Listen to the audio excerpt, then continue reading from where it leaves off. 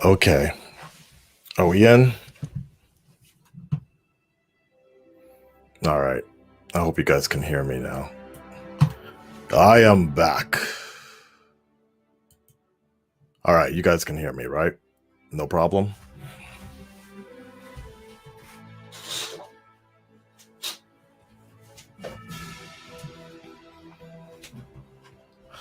Yo, I deadass was talking to myself for like 5 minutes, did a whole intro and everything with you guys. And and then I realized that I didn't hit the live button. So that's what happened.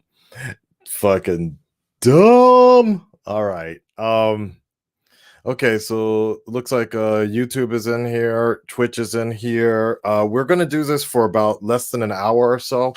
So I'm not gonna really say much of what's needed. We're doing this on YouTube as well, just so I don't have to re-upload this, even though it's going to kick some subscribers, and I apologize about that, but it doesn't really matter anymore. Who cares? Nobody. Every time I explain that YouTube kicks subscribers and unsubscribes them, nobody cares. Anyways, we're gonna talk about Invincible, and we're just gonna combine the two because there's not much for me to say or talk about with Invincible, and most of the crew didn't watch Invincible either. And Tyrone is busy right now, so he's not able to get everything under wraps right now, are enjoying. But and again, it's been like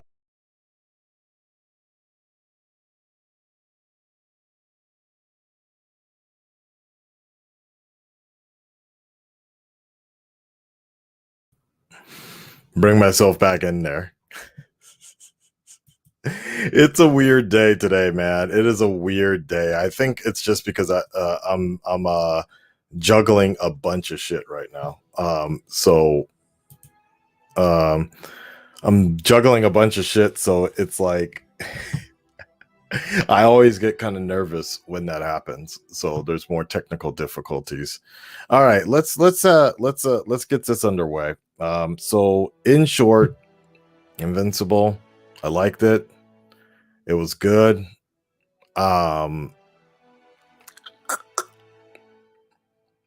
Animation was great. Story was cool. Voice acting really stood out,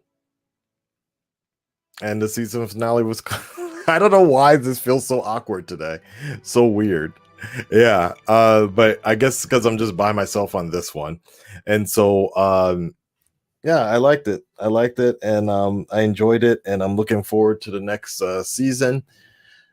Furthermore, yeah, that was it. And then now the other thing that we're talking about, like I told you Invincible was going to be real simple for me.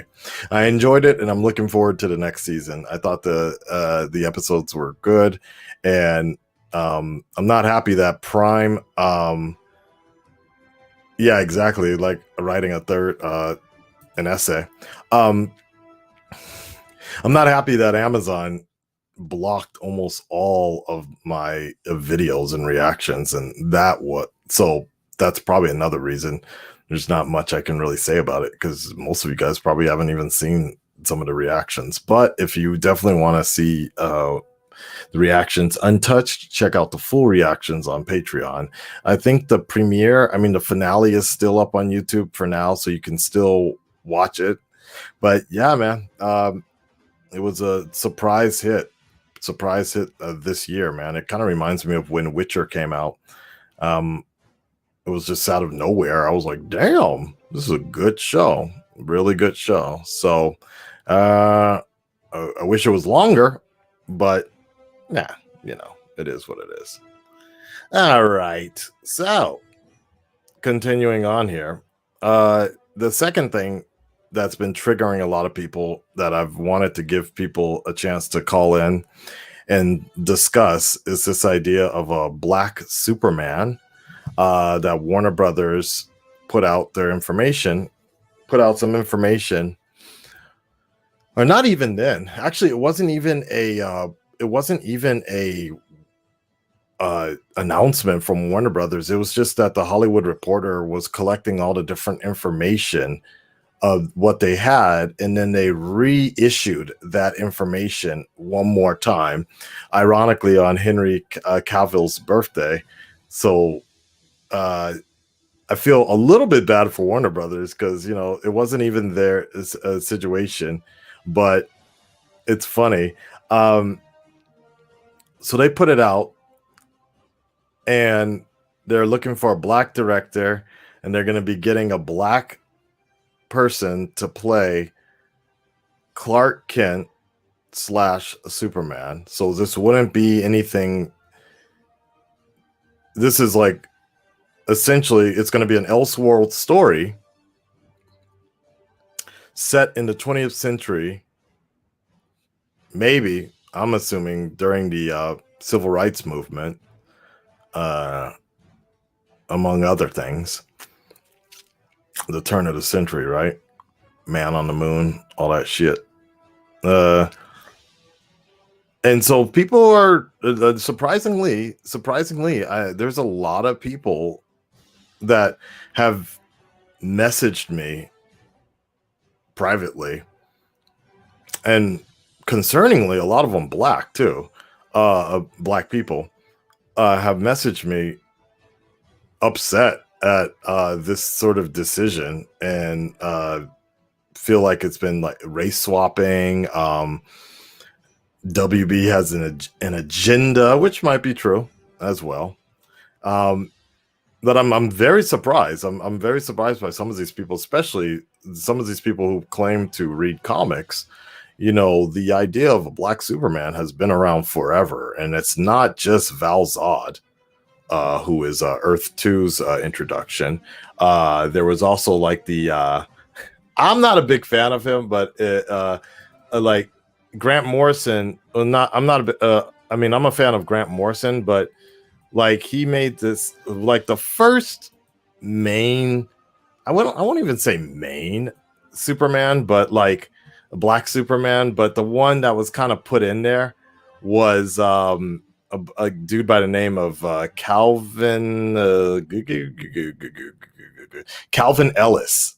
And he was part of Grant Morrison's Multiversity line. And, you know, I'm kind of iffy on it. Like, for me, I have my issues about that only because it was like a very obvious nod to Obama and such. And it was basically like Obama and Beyonce as Superman and Wonder Woman. And it was fine for Grant. I think this is the same guy. It was fine for Grant Morrison, what he was doing. It was just kind of funny. I was like, okay, Obama, Superman, I got it, like that.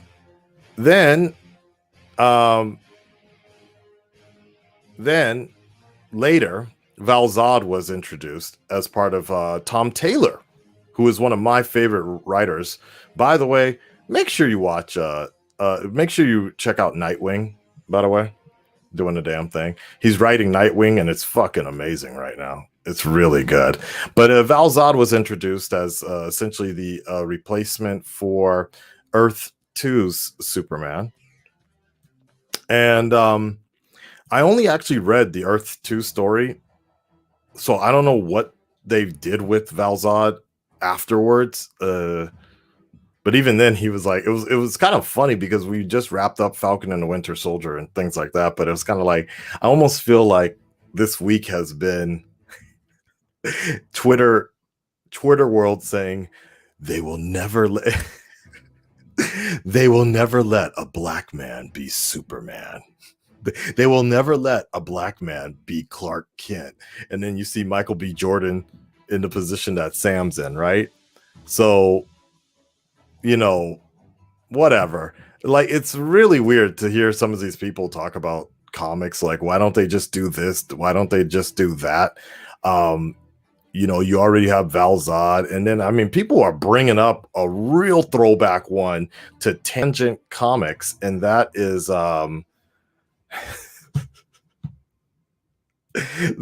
it's kind of like Sam Jackson or whatever, but this is when Tangent was doing their own side thing. Like it was like basically DC doing this entire completely different world. I mean, this dude didn't even have like the same powers, but he called himself the Superman or whatever. So I mean, there's been Black Superman since forever, man. It's not that big of a deal. I honestly don't get why people are freaking out about this, man.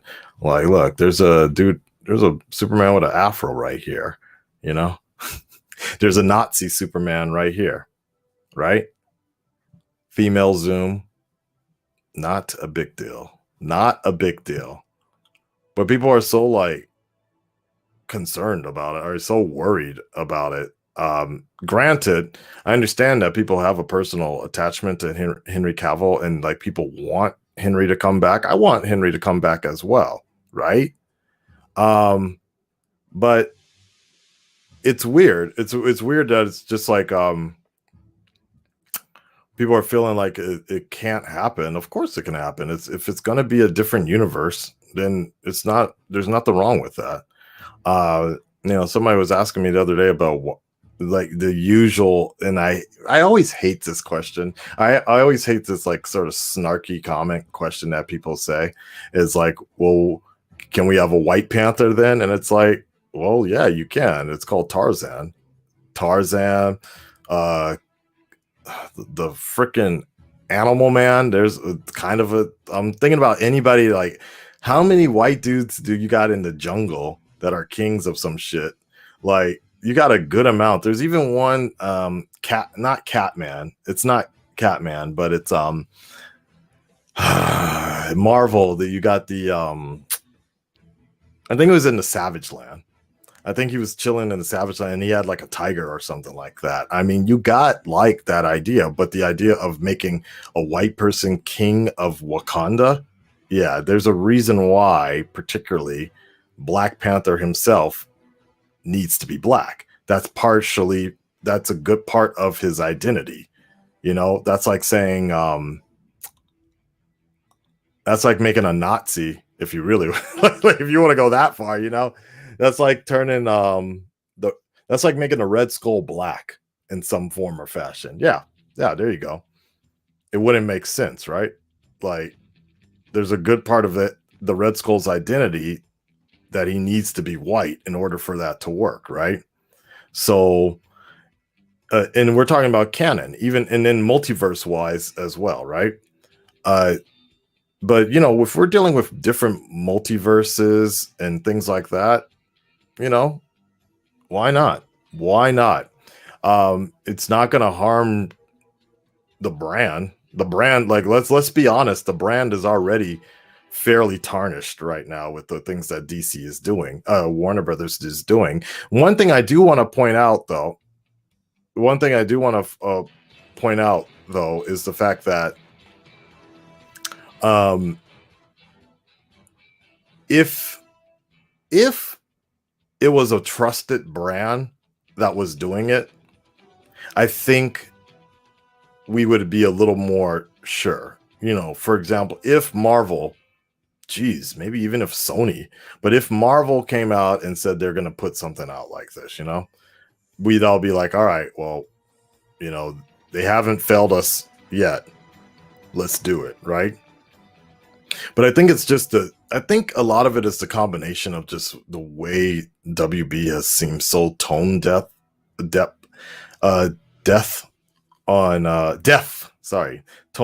on so many things recently that we just don't have any idea of like, why are you spinning this in sort of reactionary sort of situations for past events when you could be focusing on this. So I think that's where a lot of that stems from, but it is kind of weird to see so many people get so upset over something that hasn't even been created yet.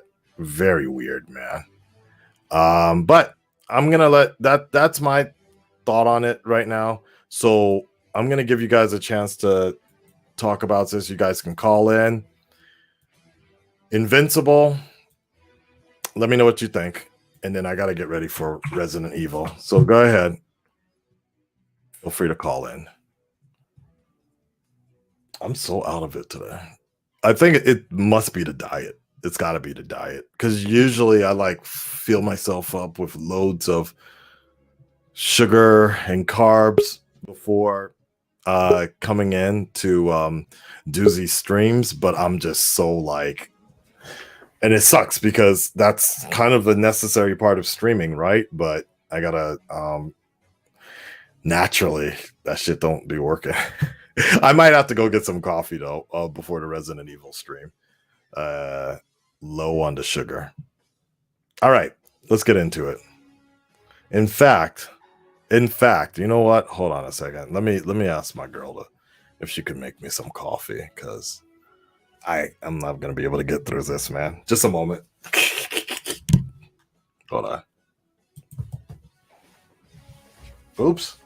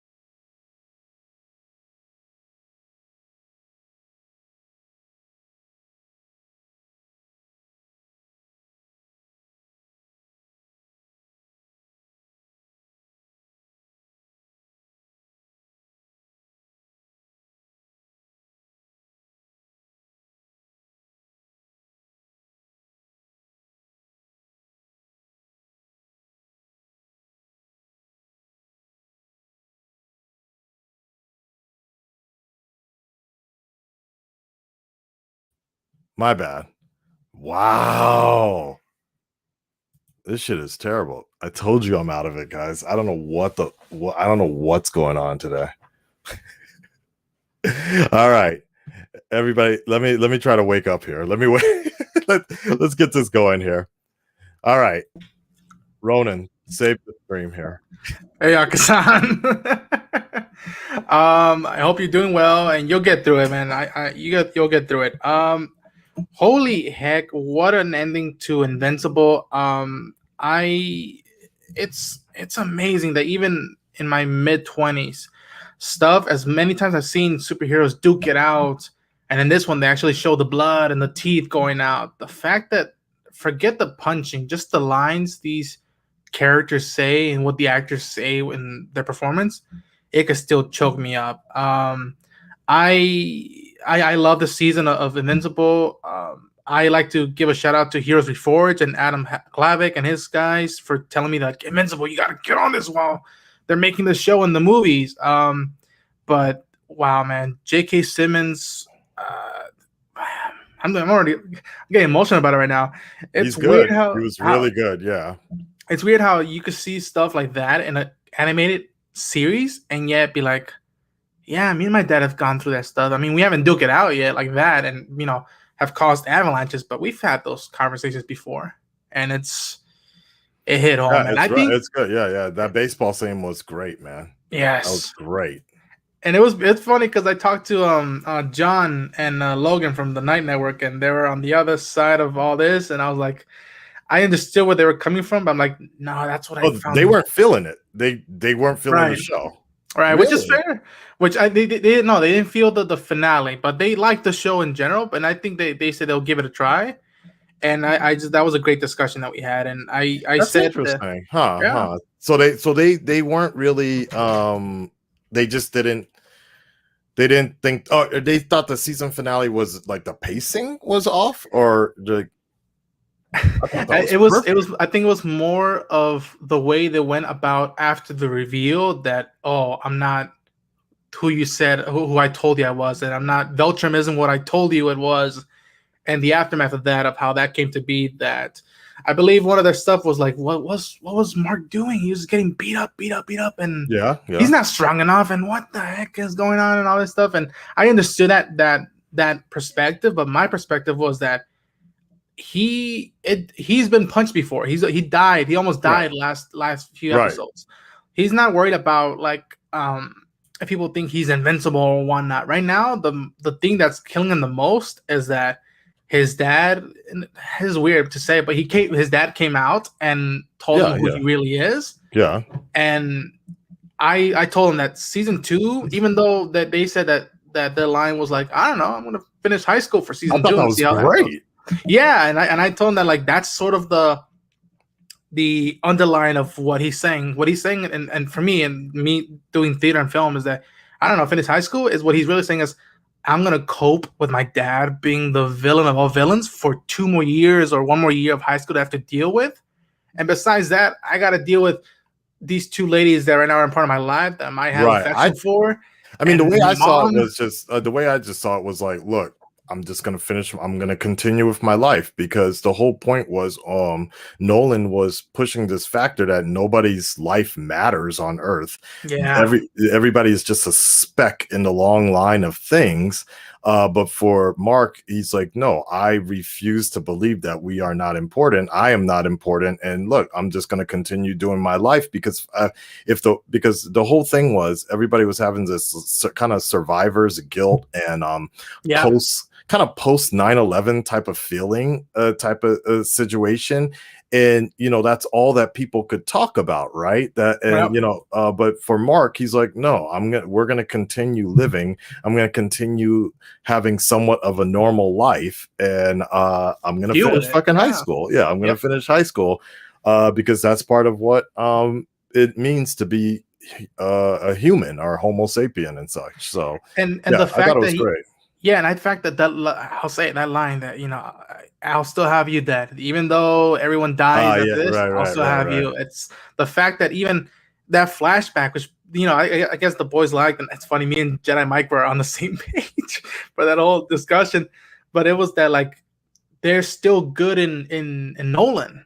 He's done Right. some bad stuff, but they're still good in him. He didn't finish him off. He and if you take a look and what I love about animation, and we are spoiled with the animation we're getting from these shows and these movies.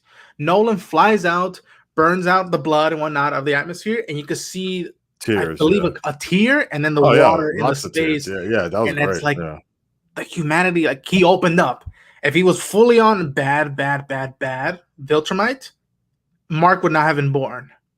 He would not have cared for Debbie, even though that line of her being a pet Pet, was right, right. brutal, man. Brutal. I almost threw my TV out because I'm like, I didn't know that line was coming. And then I saw, Adam and his crew, and they said they knew it was coming. And it was just like, how can you do this to me, J.K. Simmons? Not But again. you're like, but I'm not gonna lie, like I won't say it's relatable, but I can understand where he's coming from in that sort of thought process. Like it's just like, yeah, he's kind of like a pet. Like I was like, You could see, fucked yeah, up, but you I could was see like, him okay, from, yeah, from his society. I get his viewpoint. Like, yeah, he's like, it's very similar to Guardians of the Galaxy. Star-Lord's Yes. father was kind of the same way. He's like, yeah, okay, on this part, yeah, I have a son. Yeah, you're my child, but hey, guess Oh what? yeah. Like, I got a bunch of kids that I've been trying to do something Yep. this with, because for me, this is just a small little investment or whatever. So yeah, I get it. All right. And then any thoughts on this the Black Superman controversy here? Akazan, how long have they been making comic books? For what, 80 years? More than that. More than that. Yeah, more than that. But DC's been around for 85, 90 years now. Yes. So yeah. And how many Supermans have we gotten of a certain color? It's just like is this going to be the last Superman we're going to get? No. No, We right? already have a Superman and Lewis show that I've heard is doing an exceptional job with Good the character point. of Clark Kent. I do have that part of me that I'm like, I want to see Henry Cavill right off to the sunset. It's not the same scenario that I would liken it up to Ron Perlman with his Hellboy, which him and Guillermo were they wanted to finish off that trilogy and just be done with it. Not the same scenario, but let him finish off his story. But again, Man of Steel came out in what, 2013, 2012? Yeah, it came out about 7 years ago or something. Like, yeah, I it's was in crazy. high school. I was in high school the last time we got a Superman movie. The fact that Yeah. now we're getting news that like, oh, we're pushing on a Superman movie is a miracle in my opinion. The fact that we're getting a movie of Superman is a miracle in my opinion. I And was, I was actually, I saw on Twitter yesterday is the fact that Ant-Man is going to be wrapping up his trilogy before Superman is. The movie that Zack Snyder called Flavor of the Month is wrapping up a trilogy before his own Superman is. But yes. Yeah, I get it. Man. I get it. So you're fine with a Black Superman movie? Or more specifically, you're fine with a black man playing Clark Kent? Yes, I mean, that's what seems to be triggering everybody. Yeah, because I say it like it's not even it's what's great about comic books. Different interpretations of what stories can tell, and what characters can go through, and what types of characters we get, and the specific times that we get them.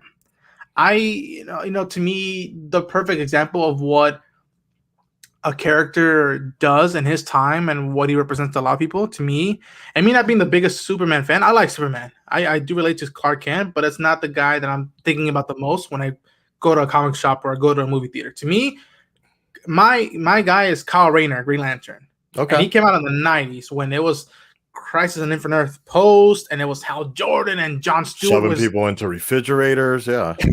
No, but the fact that there was, I mean, maybe it's my age, but there was a Latino guy, donning the costume. He was, riding the ring and was doing some good.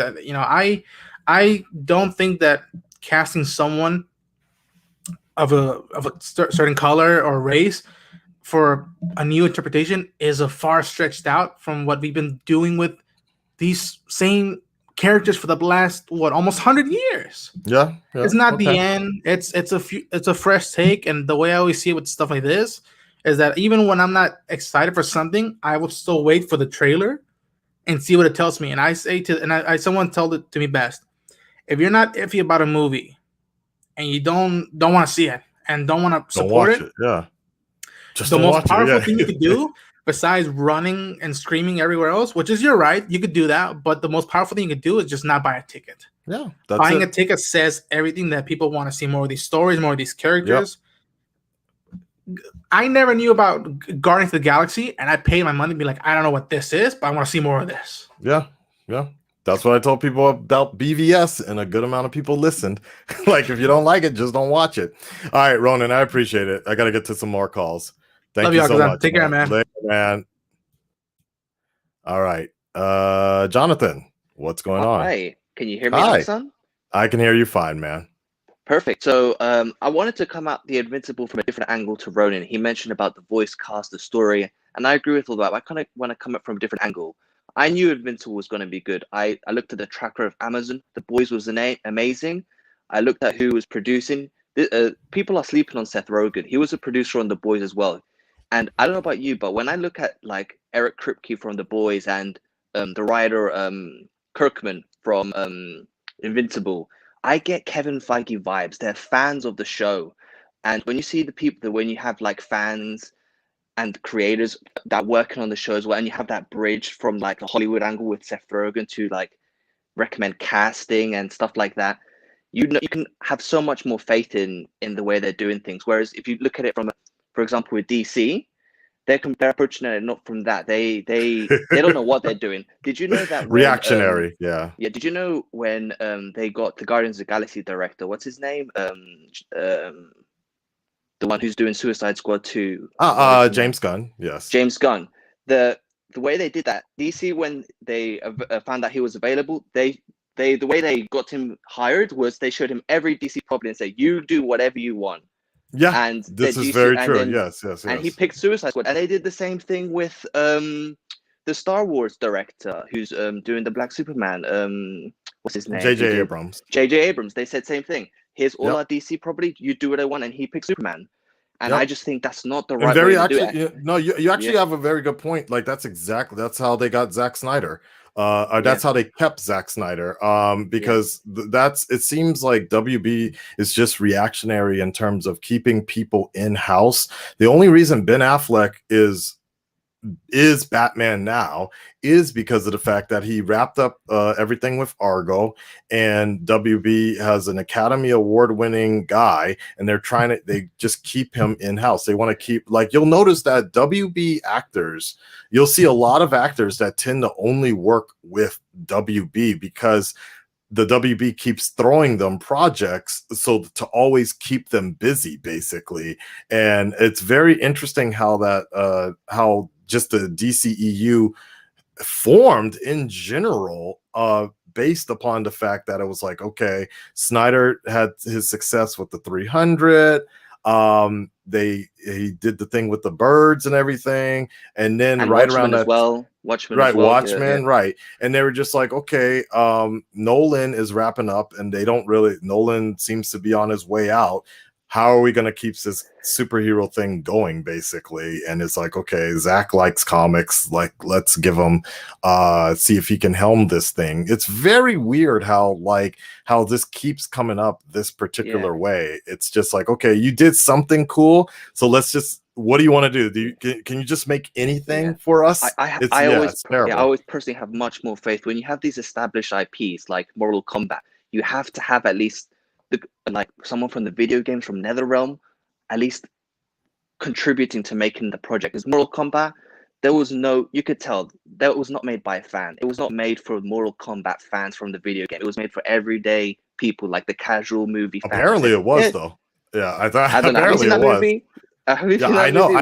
So like, I'm as confused as you are, but I think if anything, so sometimes that's the danger of being a fan, is that it's either like it's hard. There's a hard balance between being a fan of something and being a good storyteller, and then being a good storyteller, but being relatable enough for the fan base to still understand. And that's one of the reasons Christopher Nolan works so well, because Nolan knows nothing about Batman comics, or he knew nothing about the Batman comics, but Nolan, it was his brother. Writer. Yeah, right. But it was his brother who worked with him and like sat him down and was like, okay, look, here's kind of the ideals of what Batman is, and I know you want to basically make Blade Runner. He wanted to make Batman in the style of Blade Runner, so here's where we can kind of get an in-between of the story you want to tell and the heart of what you want to tell,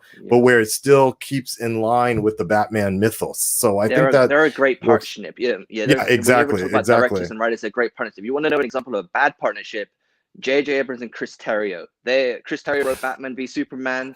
He wrote the latest Star Wars movie. He is not good when it comes to established IPs. And like, I hope J.J. Abrams David Goyer. I hope J.J. Abrams doesn't bring for the Black Superman. I believe the controversy with this Black Superman is they did not attach any director or any concept art. So we're left in the dark. And like, I think a lot of fans are just picturing a black person in the red and white suit. And I think they're not doing any of that. I think they're going to go for a more like Hancock style Superman, or like the way Miles Morales is with Spider-Man. Miles Morales is not in the red suit for Spider-Man. He's going to be completely different. And I just think if they gave us a director, or if they got some concept art, something to chew on, then the fans would be able, okay, I see the direction you're going in. But the fact that have this headline, we're in the dark, we don't, like, it's natural to have this reaction like, wait, what is this going to be? And let me just tell you, Axam, we're not going to see this for years. Marvel with Blade, they've had Mahershala Ali and the writers for years now. They've had people already working on this, and it's a tough thing to crack. I'm sure Kevin Feige's read the first draft like, yeah, this is not good enough. You're going to need some couple rewrites. And they're still writing Blade. They haven't even got a writer or an actor for this Black Superman. I don't see this coming out for years, unless so for years to come. So Blade, well, Blade, I mean, and I think you make a really good point. It's like, I think there's people that are just generally annoyed about this because of the fact that it's coming from the WB and it's like reactionary. Like you said, it's kind of announced. It's somewhat announced, but it's like, okay, you got a director? No. Okay, you got a script? No. It's like, and so what? And you literally have half a pitch right now either. Yeah, J.J. Abrams isn't right. exactly popular right now either, as You're well. right. No, you have half a. It's not even like a pitch. It's a concept right now, and it's kind of like, why even makes this kind of news? Like, why even explain this? And a lot of people just see this as WB trying to show how diverse they are. And have you noticed? Whenever Marvel does announcements, they always have some really cool logos. They always have a director attached, an actor, a release date. They know how to. They've been doing this. They've been in the game for a long time. They know what they're doing. I don't know if Warner Brothers have leaks or anything that want to sell things to newspapers that are leaking what they're planning on doing. Like remember when Joss Whedon was going to do Batgirl, and there was like this whole thing about like him doing Batgirl, and they know he's not doing it anymore. There seems to be like this link between news and Warner Brothers that gets released early before they haven't even gotten started yet, which is a real problem.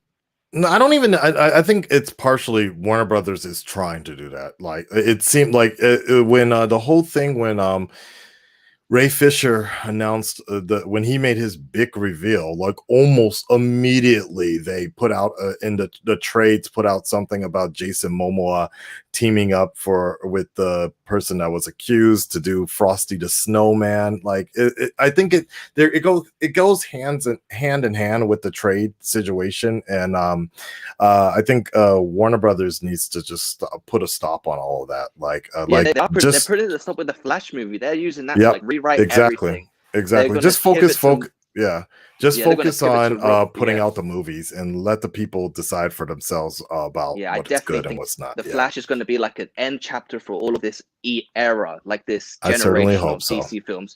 And then we're going to pivot to more Robert Pattinson and then Joker 2. And those are much more better because you have like the director from the Planet of the Apes for Batman. You have Matt Reeves, You have Matt Reeves, and he said, "Nah, I don't want to be in that universe. Get me out of there. I want to be in my own place." And Joker as well. They're in their own places as well, which is when you don't have that taint of the DCEU. Fans are a bit more open because I feel sorry for James Gunn because he's obviously going to have that taint with the Suicide Squad because the first movie wasn't very well received. But then again, when you have that track record with James Gunn with Guardians of the Galaxy, fans like him because of his Marvel work. He's going to be fine. But apart from Suicide Squad, when you look at future movies, they haven't got anything excited lining up for the years to come because Joker 2, they haven't even started shooting that yet, which fans are excited about. Matt Reeves, that doesn't come out for another year, like 2022. Apart from this Suicide Squad movie, I think DC are scrambling into what they're doing right now. And I agree.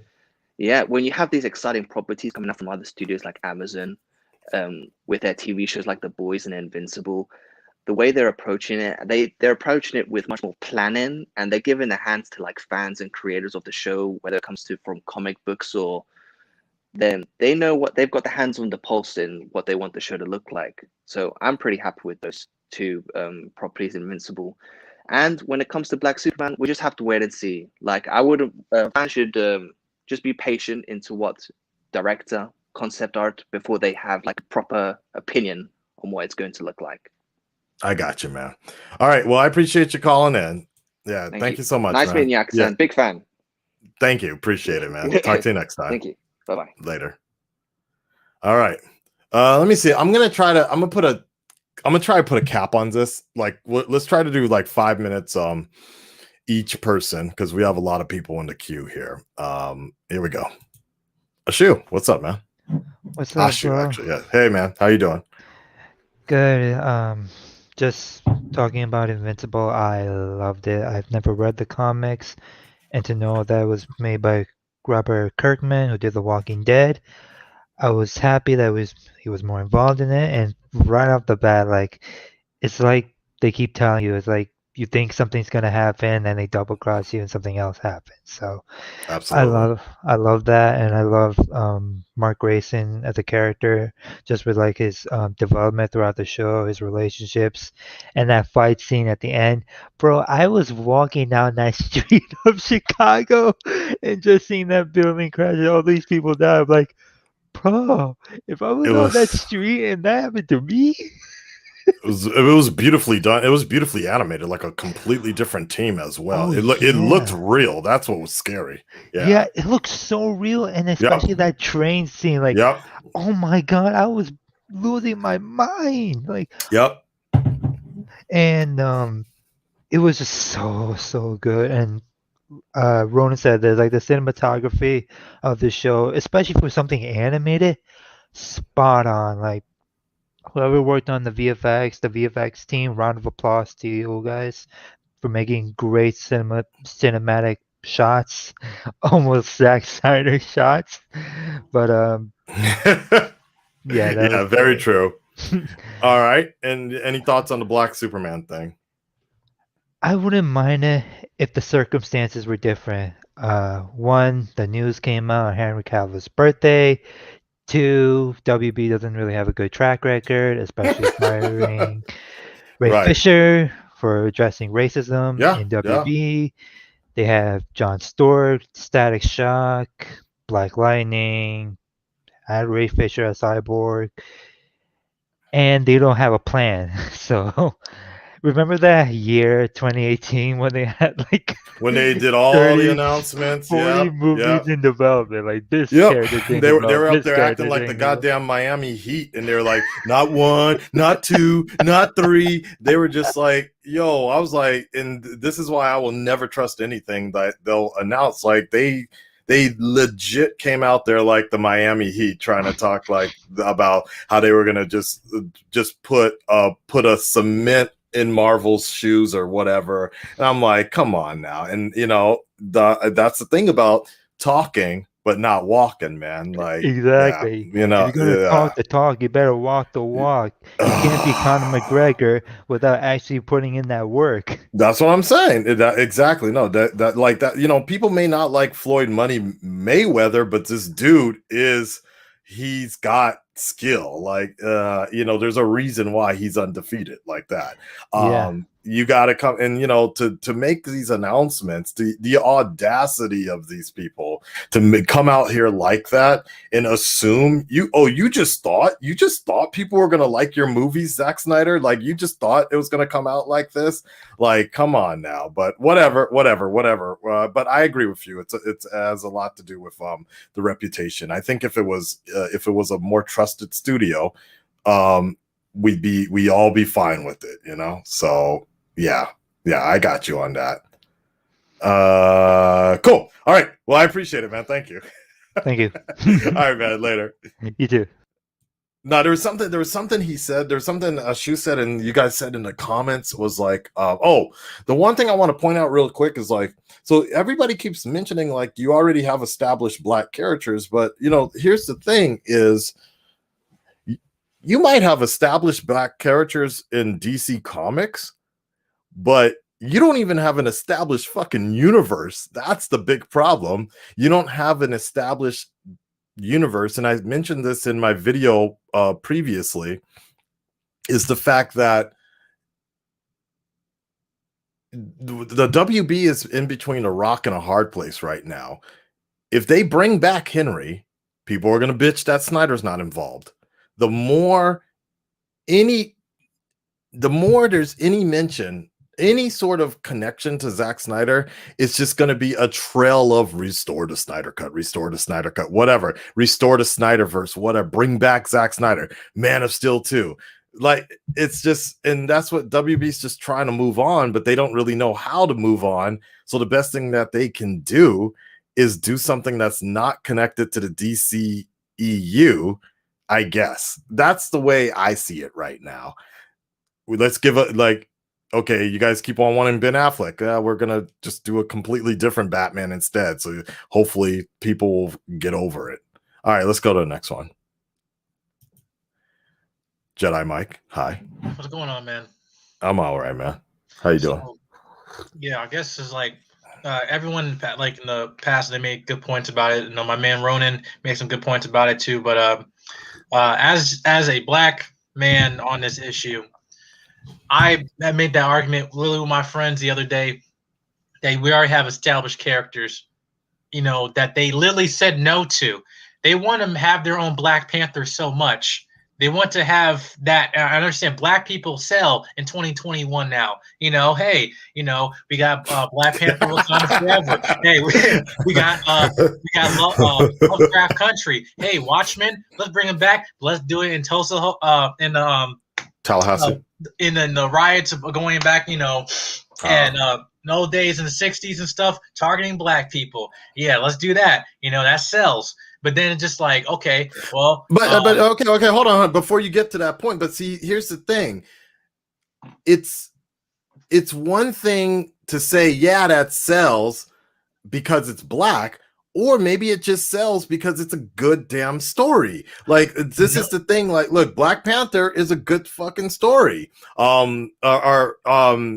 Watchmen, obviously, there's a reason. Even Umbrella Academy, which dealt with the civil rights movement, there's a reason. So, it's not just the fact that black equals beautiful or black is now profitable, but if the stories are told correctly instead of the blaxploitation that it was back in the past and juking and jiving and things like that, it can be done really well. So I know that's not the point you were trying to make, right. but I think people will start to complicate things of saying like, okay, they're just doing it because black is in right now. They're gonna release the Black Superman movie in February and shit, so yeah.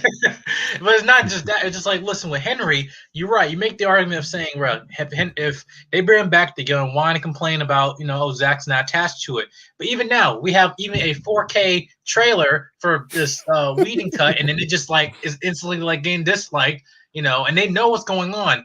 They knew everyone knows they want Henry back. Listen, I'm not saying that I don't have an issue with black Superman. Listen, you're gonna make it a multiverse because that's what they said they want to do. Saying about Batman is gonna be Earth 2, Joker's his own thing and everything. Cool. But I'm like, okay, then they're making the Static Shock movie. They said they're gonna make more of those comics like Icon and Rocket and stuff like in that subsection of DC that they had rights issues back in the day of like targeting black characters.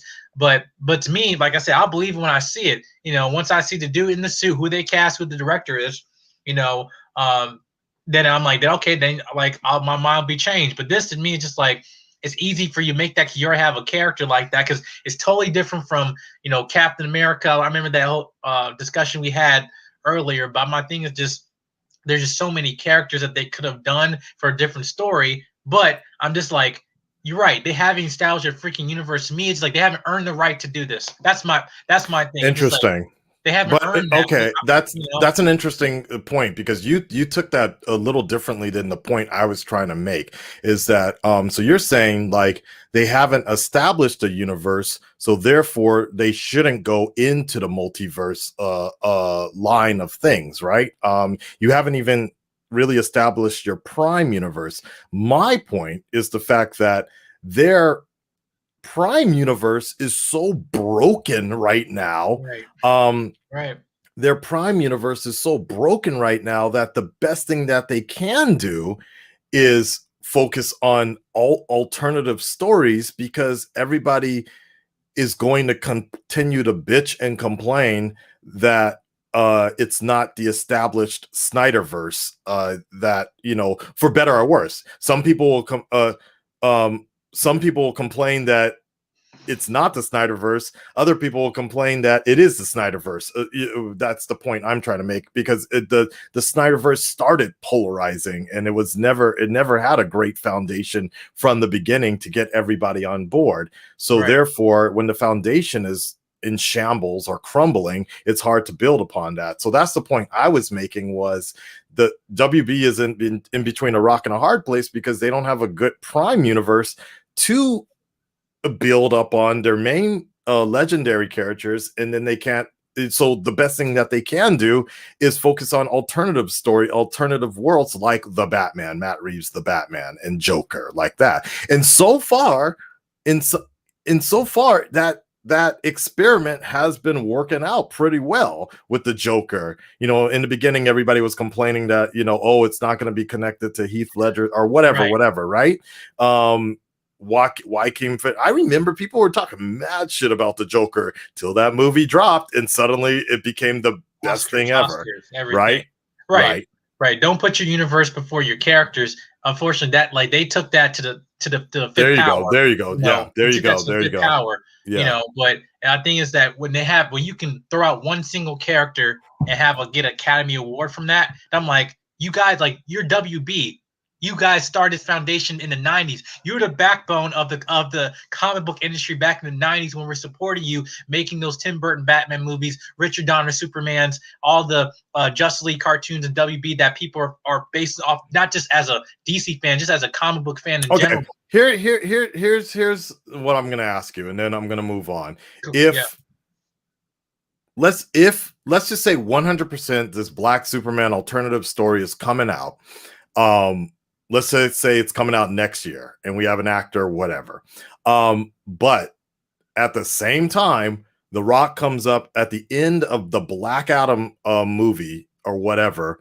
You see Henry Cavill show up on The Rock's throne or something like that in Qatar and shit. And it basically announces, you know, that's the end credit for Black Adam 2, you know, Black Man.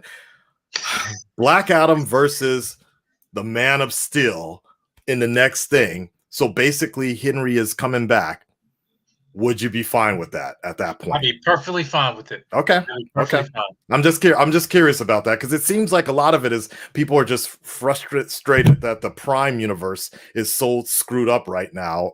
We have a perfectly capable Superman in Henry that they're not using. So okay, fair enough. That's it, man. But thanks, man, for your time. All right, I appreciate it, man. All right, thank you so much. All right. Okay, Deshaun, what's up, man? Deshaun, let's see. Shit, it's almost time to Deshaun. Going once, going twice, and he's gone. Okay. DC fanboy, what's up? What is up? Hey man, how you doing? I'm doing good. I'll start with Invincible really quick. I'll give like a one. Go for it, man. All right, so I would rate it 8 out of 10 basically. I really enjoyed it. Not every episode was strong. I wasn't a fan of episode 4 and 6, and the animation was great. The action was great. There was a lot of great characters I liked. My main issues were just some story elements or just like some things that weren't handled well because we've seen them so many times, like Mark dealing with balancing his superhero life and his social life with Amber. Amber kind of pissed me off sometimes, you know, especially when she says like, I knew you were invincible this whole time. And if that's the case, then why are you being mad at him for leaving all the time? Basically. Yeah, you know, and I'm sorry to cut you off, but I just realized that they race swapped her as well from the comics. Like I just found that out last night. They race swapped her, and you know what?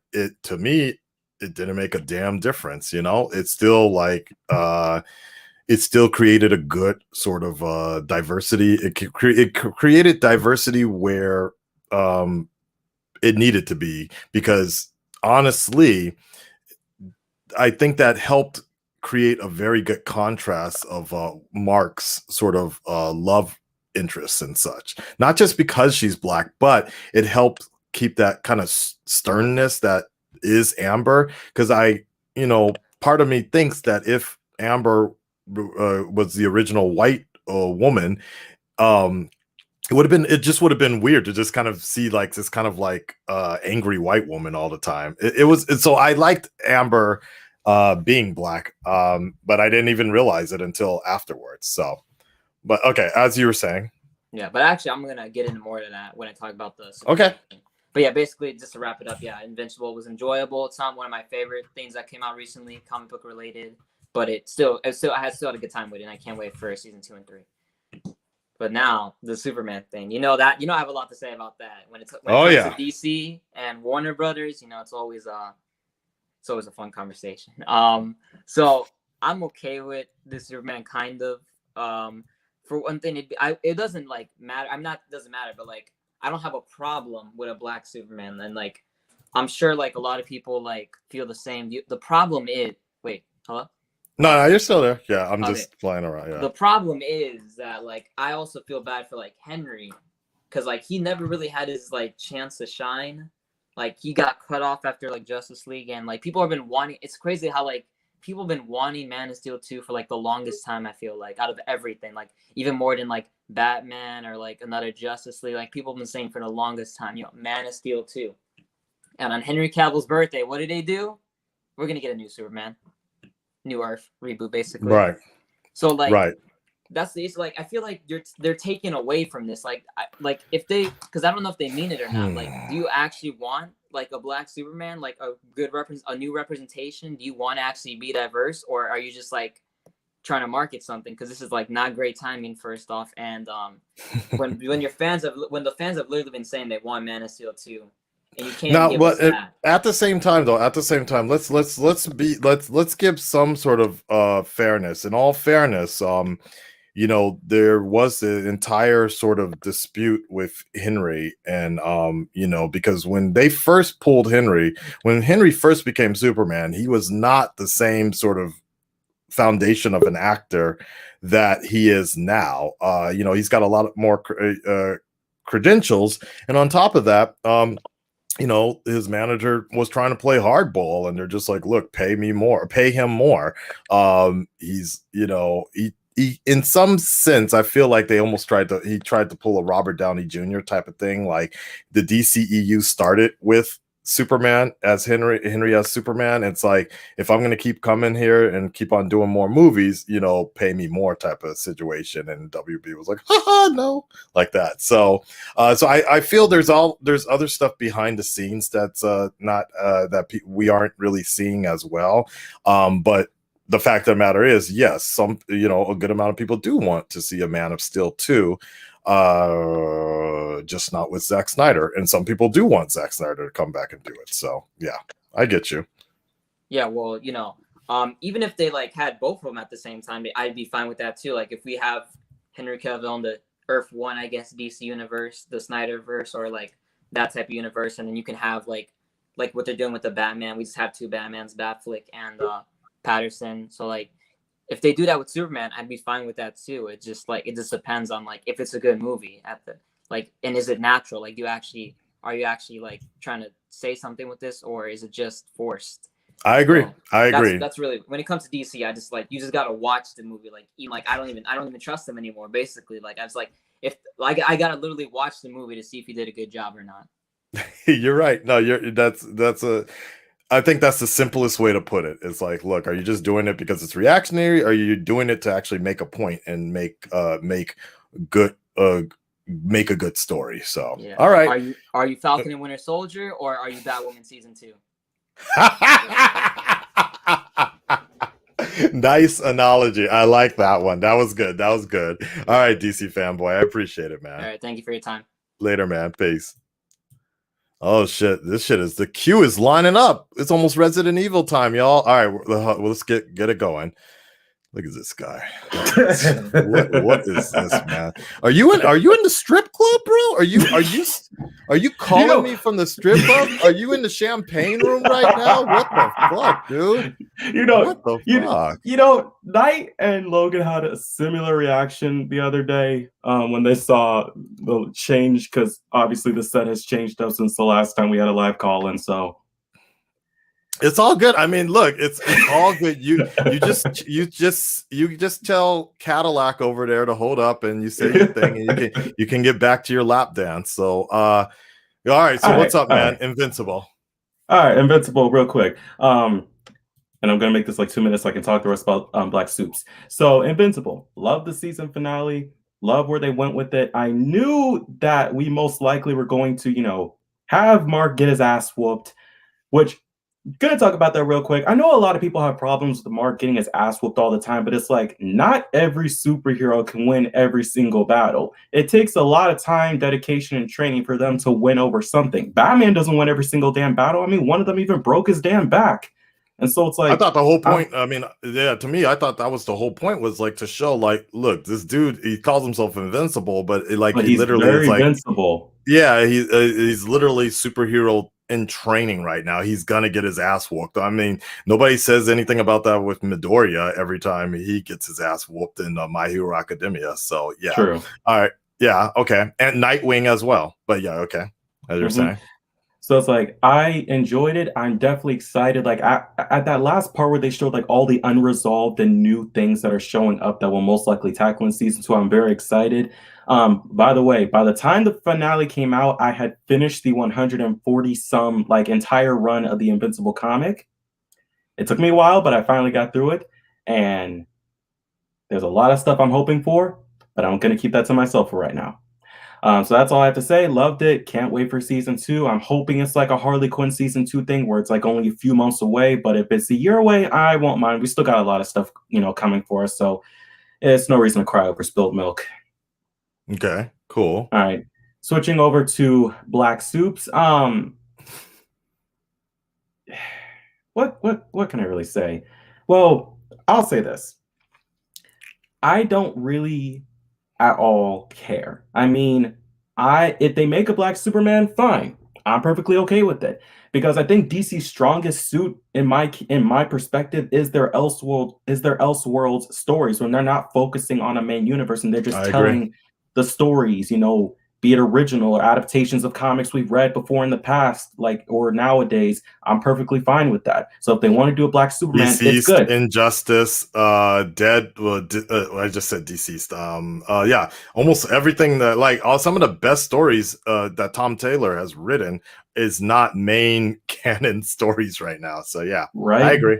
So it's like we've had Black Superman since the beginning. I mean, if one thing is clear with both DC and also with Marvel is that they very much make these characters to reflect the times that we are in. And so it's like in the beginning, most of them, were most likely white people. But nowadays, now that we're getting to the society we are, and I think it's something that when I saw your retweet of Dan Slott, and also something Brian Michael Bendis brought up before, saying, back in the day with Peter Parker, it was obvious for him to be white. But if you made him in the 20th century, he would be a kid of color.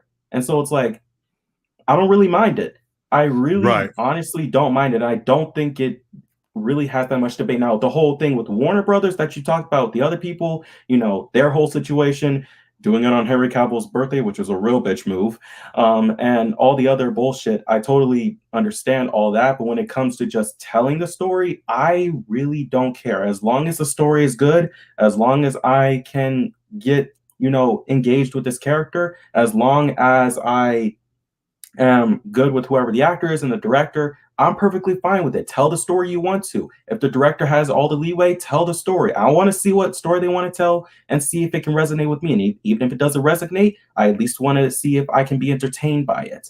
So it's like, again, and not using Val Zod or Obama Superman, I'm perfectly fine with that because, again, Val Zod had the entire Earth 2 New 52 storyline behind him, and President Superman was, again, an Elseworld story, and that would have seemed a little too much, especially with what we just had with Falcon and Winter Soldier. So making a Black Kal-El, it's a multiverse. There's obviously one Earth where this man was a kid of color. So it's like, why is it such a big deal? Yeah. I'm excited about it. I'd be excited. As I said in my video, especially after Umbrella Academy, the idea of a Kryptonian, so a black man with a black Kryptonian during the civil rights movement, to have the power of a god like that and be careful, have to be careful to be in a world that feels like cardboard, to not punch a racist white cop. I'm like, yo, that's crazy. That's crazy. So that's intriguing to me. Yeah, but it all depends on who's writing it and how it's handled. So yeah, and it's like, again, we've had black characters for so long. Back when they were first created, people like Jon Stewart, a bunch of other characters, and even today, Miles Morales, Kamala Khan, even in DC, Yara Flor, the Brazilian Wonder Woman, Jace Fox, Luke Fox's younger son as Batman in the future. We've had a bunch of these different stories, and again, I think the reason is in the comics, a lot of people try to pretend comics don't exist and just ignore them. But when it comes to a media like TV, like the movies, like the streaming services, when it's in your face and you can't ignore it, that's when I literally think about it. Miles Morales happened. Some people complained, but they got over it. But you bring him into, let's say, whenever Marvel brings him into the MCU, there's going to be a bunch of older people. That's not my Grandpa. When Val Zod, the irony is, when Val Zod was first introduced, people were losing their shit. When they're like, "What, Black Superman?" And now suddenly everybody's championing for him to be the person that they make the movie for. It's like, come on now, whatever. All right, well, J. King, I appreciate it, man. All right, take care, man. Have fun at the rest of your. Enjoy the rest of your night at the strip club, man. Drinks on Will you do. later. Will All right, Deshaun, what's up? Yo, Akasa, Hey, man, what's going on? you can hear me good as my air You're conditioner. you're loud? you're good to go, man. You're good to go. What you got to say? What's up, man? Yo, I just wanted to say you stole my idea, by the way, when you were talking about that black Superman dealing with the racist cop thing, like balling his fist up, like controlling his emotions and shit. Can you imagine? Can you imagine? Like you literally have like Thought about it. to me, that's on the same parallel. That's on the same fucking parallel as Man of Steel when Jonathan Kent was like, you know, Clark was like, what was I supposed to do? Just let him die? And Jonathan Yeah. Kent is just like, I don't know, maybe. Can you imagine that same conversation of you're seeing fucking a Rodney King? No, no. I'm gonna put it even further. A motherfucker's trying to lynch you. You get caught up in something, and they're like, "We're gonna hang this nigger from a tree," and you gotta play dead or something like that. Even though, Bro. like, you know, yo, Yo. could you imagine how wild that would be if, like, you're a Kryptonian and you can't fight back? Because if you fight back, they're gonna find out that you're something more than just human. And then on top of that, you're already at that point in time, black people are already demonized, are already look like something Right. like people don't understand. So if you rage out, if you become that Superman basically, and you start throwing the KKK left and right for different miles, they're going to see you as a Yeah. demon even further. And so Oh. that furthers harms your case of trying to help the black community. I think that's an interesting parallel, actually. I think that's a very interesting situation to have all that power and maybe not be able to use it. Very interesting. And Yeah. not to bring up any old wounds or anything, but like I think it'd be like a nice healing after Chadwick, after we lost him. Like, Okay. maybe we get like a new spark, like a new battery in our backs. Because that story that you said there, man, oh my God, that's like $1 billion story right there. Yep. I think that to me, that's legitimate. And specifically, that's something you cannot do with a Caucasian Kal-El or like hang him. Yeah, come on now.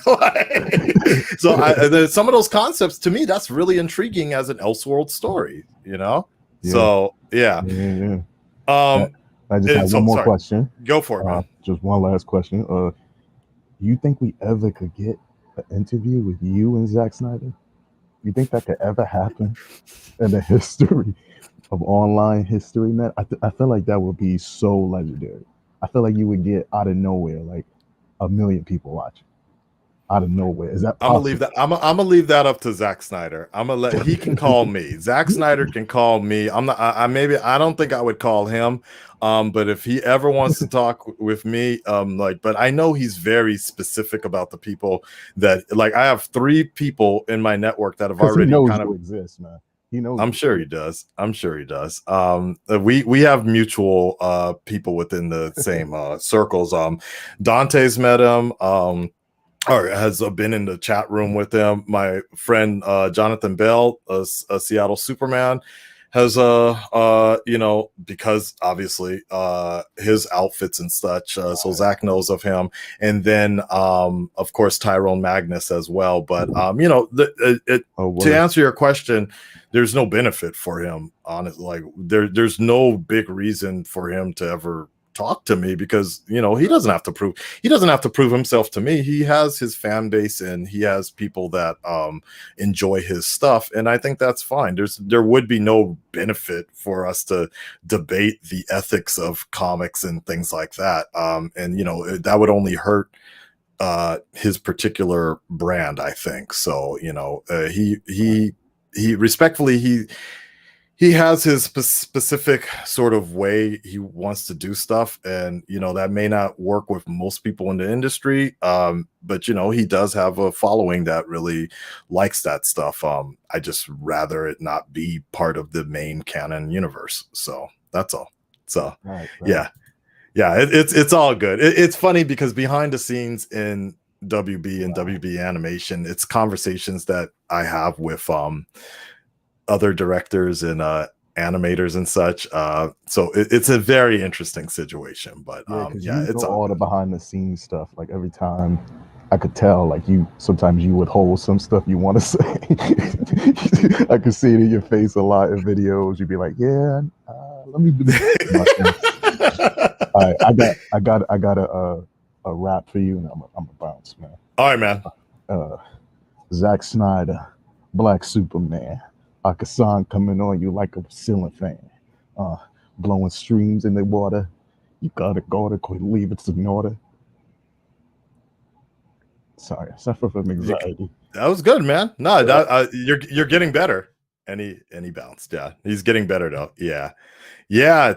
Send me that. Yeah, hell yeah. Pay fucking Akazan. Pay me, man. I'm telling you. Yo, I'm serious. If they made a Black Superman movie like that and they lynch a motherfucker, they lynch his ass. Like I will never forget.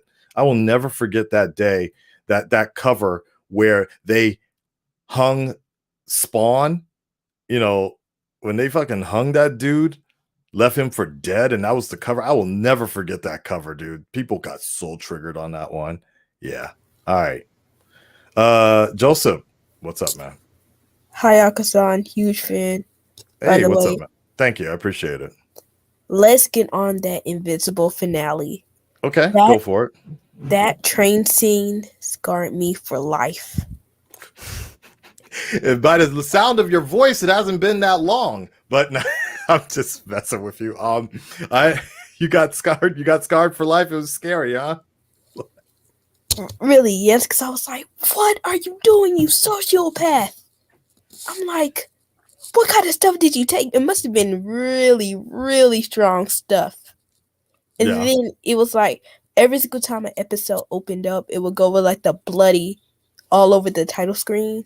Right. I think it was, in my mind, it represented like Mark getting beat up, like his father continuously like beating him to within an inch of his life. Yeah. Yeah. And then Yeah. how he said, your mother is a pet. You're right. How did she not freak out?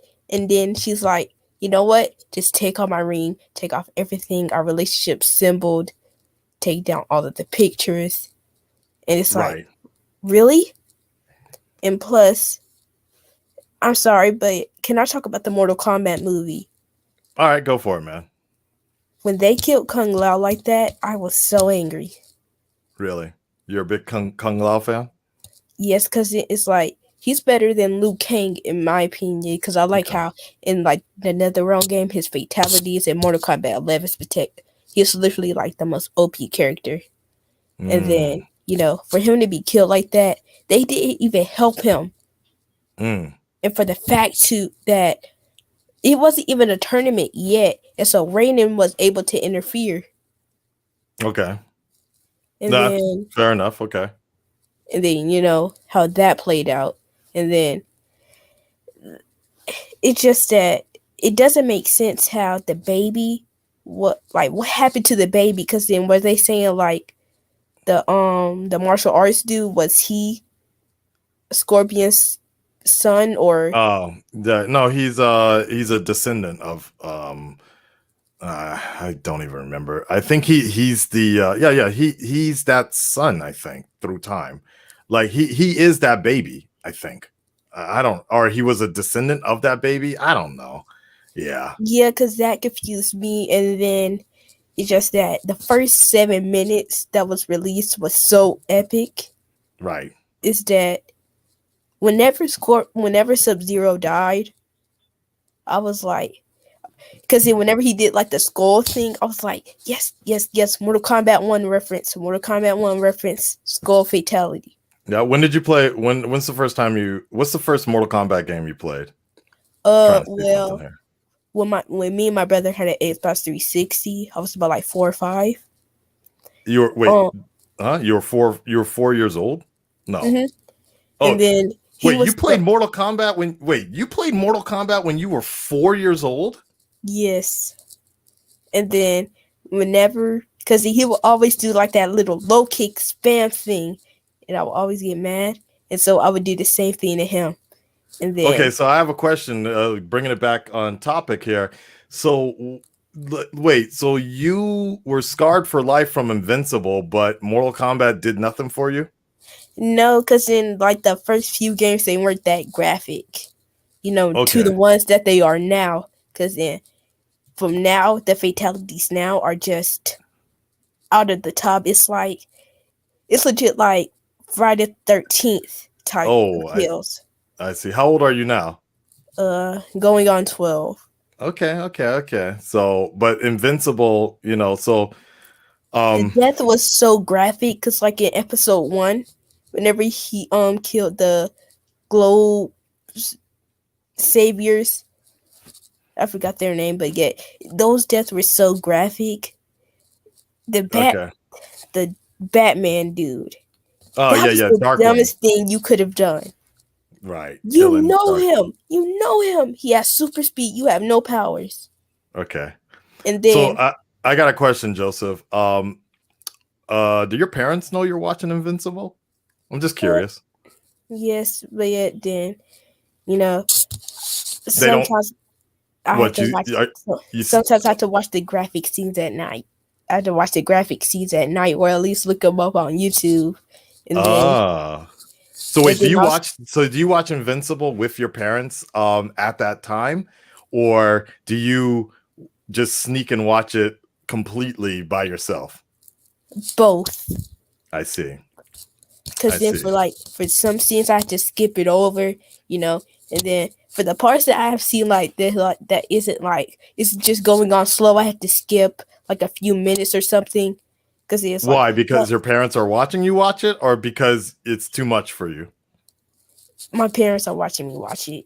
Oh, And then- okay. So whenever there's some sort of super violence or something, you just skip over it so they don't know that you're watching a rated R animation. Then is that what's Yeah, because happening? it's like for the scenes with Omni Man, when like whenever I'm just like, oh no, he's gonna do something. Whenever there's like huge destruction, I'm like, oh no, here comes a graphic scene or at least something scary, and then I have to boop boop boop boop, and then move. I see. Okay. So that's interesting. So because it's an animation, your parents probably don't even know how violent Invincible really can be. Yeah. Yeah, because Interesting. it's like whenever I would watch old school Dragon Ball Z, whenever it include blood. That's a good point. It looks to them, to your parents, it looks all the same then, right? Yeah. They just think you're watching another form of Dragon Ball Z.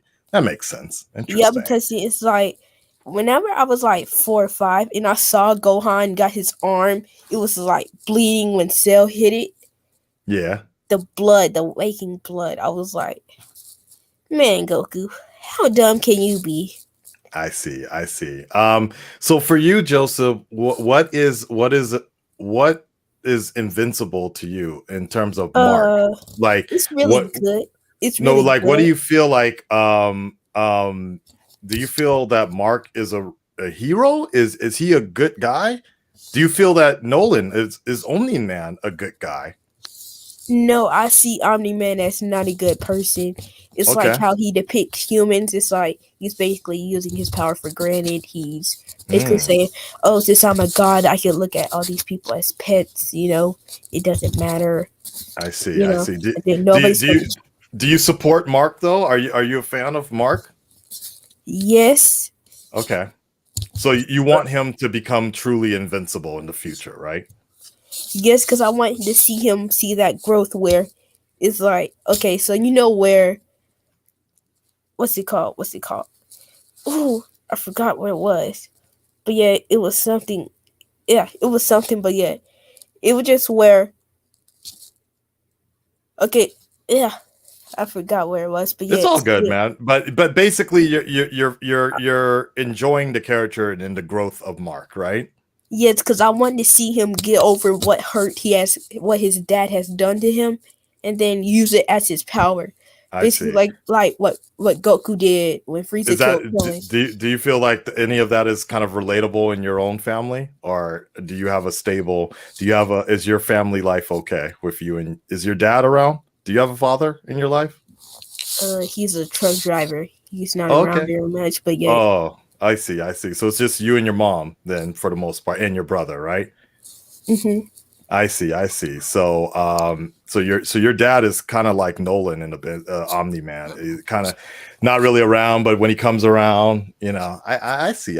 So But yet he Invincible, doesn't. But yet my dad doesn't hurt me. It's just that I that's look at him good. as a hero, like Mark did. But yet Good. what Omni Man did to Mark, it was just too hurtful to say.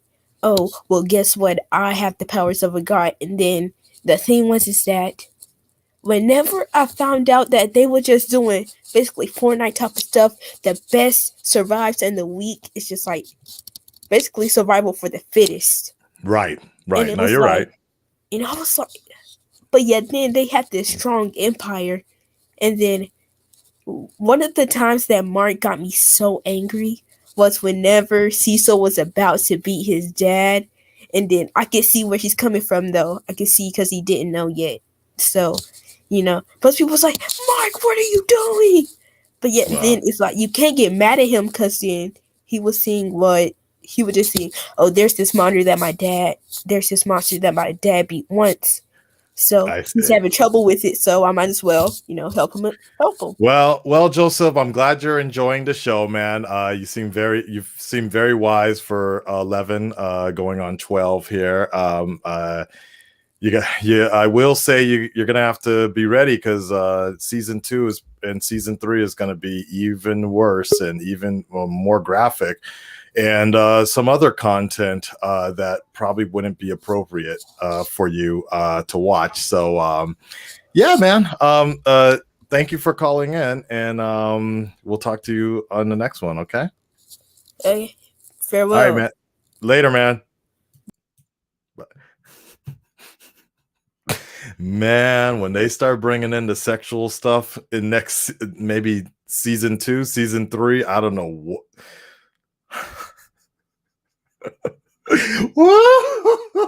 That was the first, because I've told you guys before. I've told you before. The first time I've ever heard of Invincible was the huge controversy with the RAPE scene, and that's the first thing I ever heard about that. So like, I don't know. Yeah, anyways. All right. Canada Graphs, I'm bumping over to you, man. What happened to your oh, did he freeze up? I think he froze up. Canada Graphs, yep, is frozen. All right, we'll come back. We'll check back with him later. Stephanie, hello. Hi, what's up? Not much. I kind of slept in. Oh, doggies. So Invincible. I don't really like superhero stuff, but I liked Invincible. I don't know why. I do definitely have a dark sense of humor, so it was kind of like South Park for me, in a sense. So yeah. Oh, we had 8 episodes, and it went by so fast. It did, yeah. So it was kind of slow in the beginning, but it really picked up. But I'm really keen to see the next episode because that was a cliffhanger ending. Very much. Yeah, it's gonna be a while, but yeah, it's coming. Yeah, it's coming for sure. Yeah. So I like the art style as well. I don't know if anyone else cares about that kind of thing, but I thought it was nice. It was kind of smooth. Didn't look too and like all of my friends that I told about the show, they were impressed and shocked when I told them about all of the really big name actors on there and stuff. Right. Yeah, and one of my friends has been raving on about it too. He's like, tell everyone. So it's a good show. It's a very good show. Yeah, and I'm glad it brought in more casuals like yourself, because I know that you're not big on the whole superhero thing, but it's cool that the story was written in such a way that you could be you could understand it. Yeah, that's really good. Yeah, it was very gripping at times. Yeah, so my friend was saying that he doesn't think it's as violent as The Boys, and I was like, well, I haven't seen that, so I can't really comment. I'd say it's definitely on the same level. It's just that because it's in a different form, you know, The Boys is live action. Anything that Homelander does in The Boys is gonna be pretty graphic. But you know, because it's animated, for some, I mean, as you just saw, the previous caller, you know, that's this kid's been watching people get mutilated at 11 years old or whatever. It's fine. But you know, when you see it in live action like The Boys, it's like a whole nother situation. So I understand. That's cool. Any thoughts on the Black Superman? Yeah. So my opinion obviously doesn't really. It's a bit different compared to most of your viewers, being a white girl and all that. I just really think it shouldn't be a big deal at all for anyone, for any role in any movie, any show, anything. Who cares? Okay, so no worries for you. Yeah, I think why are we even discussing it? Yeah. I agree with you. I completely agree with you. Yeah. You know, who knows? Well, I appreciate it. Anything else you want to say? We haven't heard you in a while, so yeah. Yeah. Follow me on Twitch. There you go. Follow Stephanie on Twitch. She's moderating for my streams almost all the time. And join us later for Resident Evil, which we're gonna have to start fairly soon because it came out like 10 minutes ago. Cool. Thank you, Stephanie. Bye. Bye. All right. Let's see if we can get Canada Graphs again. This time. What's up, man? It's all good. Canada Graphs, the man from Canada. Literally, like, as you were wrapping up to intro to me, my phone goes, "Your phone is overheating," and it just shut down on me. Damn, like, man. I saw on the screen you trying to contact me, and I'm like, all that technology, and I've had my fan running like the whole time you're talking to the last person, cooling my phone down. But yeah, I understand what happened. All right. So go ahead. What did you want to say? Yeah, right. I saw the title with the Black Superman thing, and I mean, you and I both know it's a marketing thing. They see that there's a target right now, and they're like, we want to get in on this target. At the same time, long overdue. I mean, how many versions of white 23, 28-year-old guy have we had play the role, right? I mean, I agree. It would have been the same if it was an Asian Superman, like something different, a new, look. So, I mean, good on them, but I also know that they're doing it because PR, That said, so how much are they going to pay you to be Superman? Oh,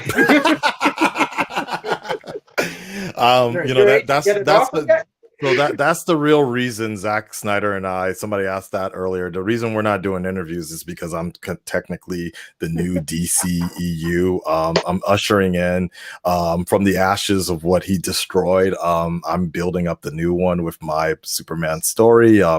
Well, I can't go into the details of it. I will be compensated just enough. All I'm saying is just get ready for that red dreaded Superman. Once you go black, next summer, once you go black, you'll never go back. It's going to be interesting seeing Superman flying through the air with dreads flying back. That's the whole point. This is the new red streak, baby. And if not that, get ready for me as a guest star as Lobo, man. We're going to make that happen. Yeah. So is there someone, if you were casting it, who would you pick?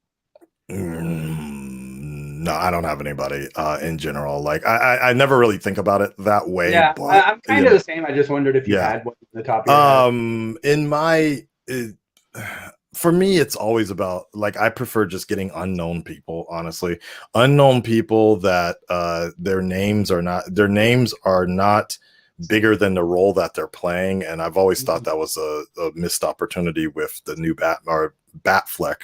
I always felt like Ben Affleck's name was bigger than the Batman, and so there will always be that sort of comparison. There's nobody that really comes to mind in terms of who could do it, but all I want, I personally feel like I just want an unknown person so we can actually let the story speak for itself. But again, it's WB, which is completely a hit or miss sometimes when it comes to establishing a connecting story. So we'll see. Yeah, We'll see. Their movie runs have not been stellar. Scarlett, yeah, perfect. Scarlett Johansson for Black perfect. Superman. Oh, Perfect. how did I not think of this? Yeah, she will make a God, great. we've been in this business for so long, and it should have been the obvious fit. By the way, what is going on with your show, The Flash? Speaking of which, like, did you watch what is up? Episode? I know you had troubles getting it at first. Yeah, I watched it. The previously on Dragon Ball Z Flash show. Like, I don't know what's happening on that show, but I thought this last episode was pretty good compared to what they missed the follow up to that. Okay. I'm just saying, they have forever ruined Nora. Like, I cannot go back to season 1 and enjoy, of course. character suicide right there, man. But whatever. I could see it from the time they engaged. I was just like, you know what, something's off with this character, and I knew they were going to go somewhere dark with the character. Didn't know where. Yeah. Oh, by the way, do you before I forget? So now, what your quick thoughts on as we've talked about this before privately, but your thoughts on Carlos and Tom finally leaving? I mean, for 2 years, it's been a when are they leaving scenario, right? And long time coming, right? Yeah, it's interesting because that Deadline article showed a Instagram post Tom did over a year ago that almost no one really picked up on.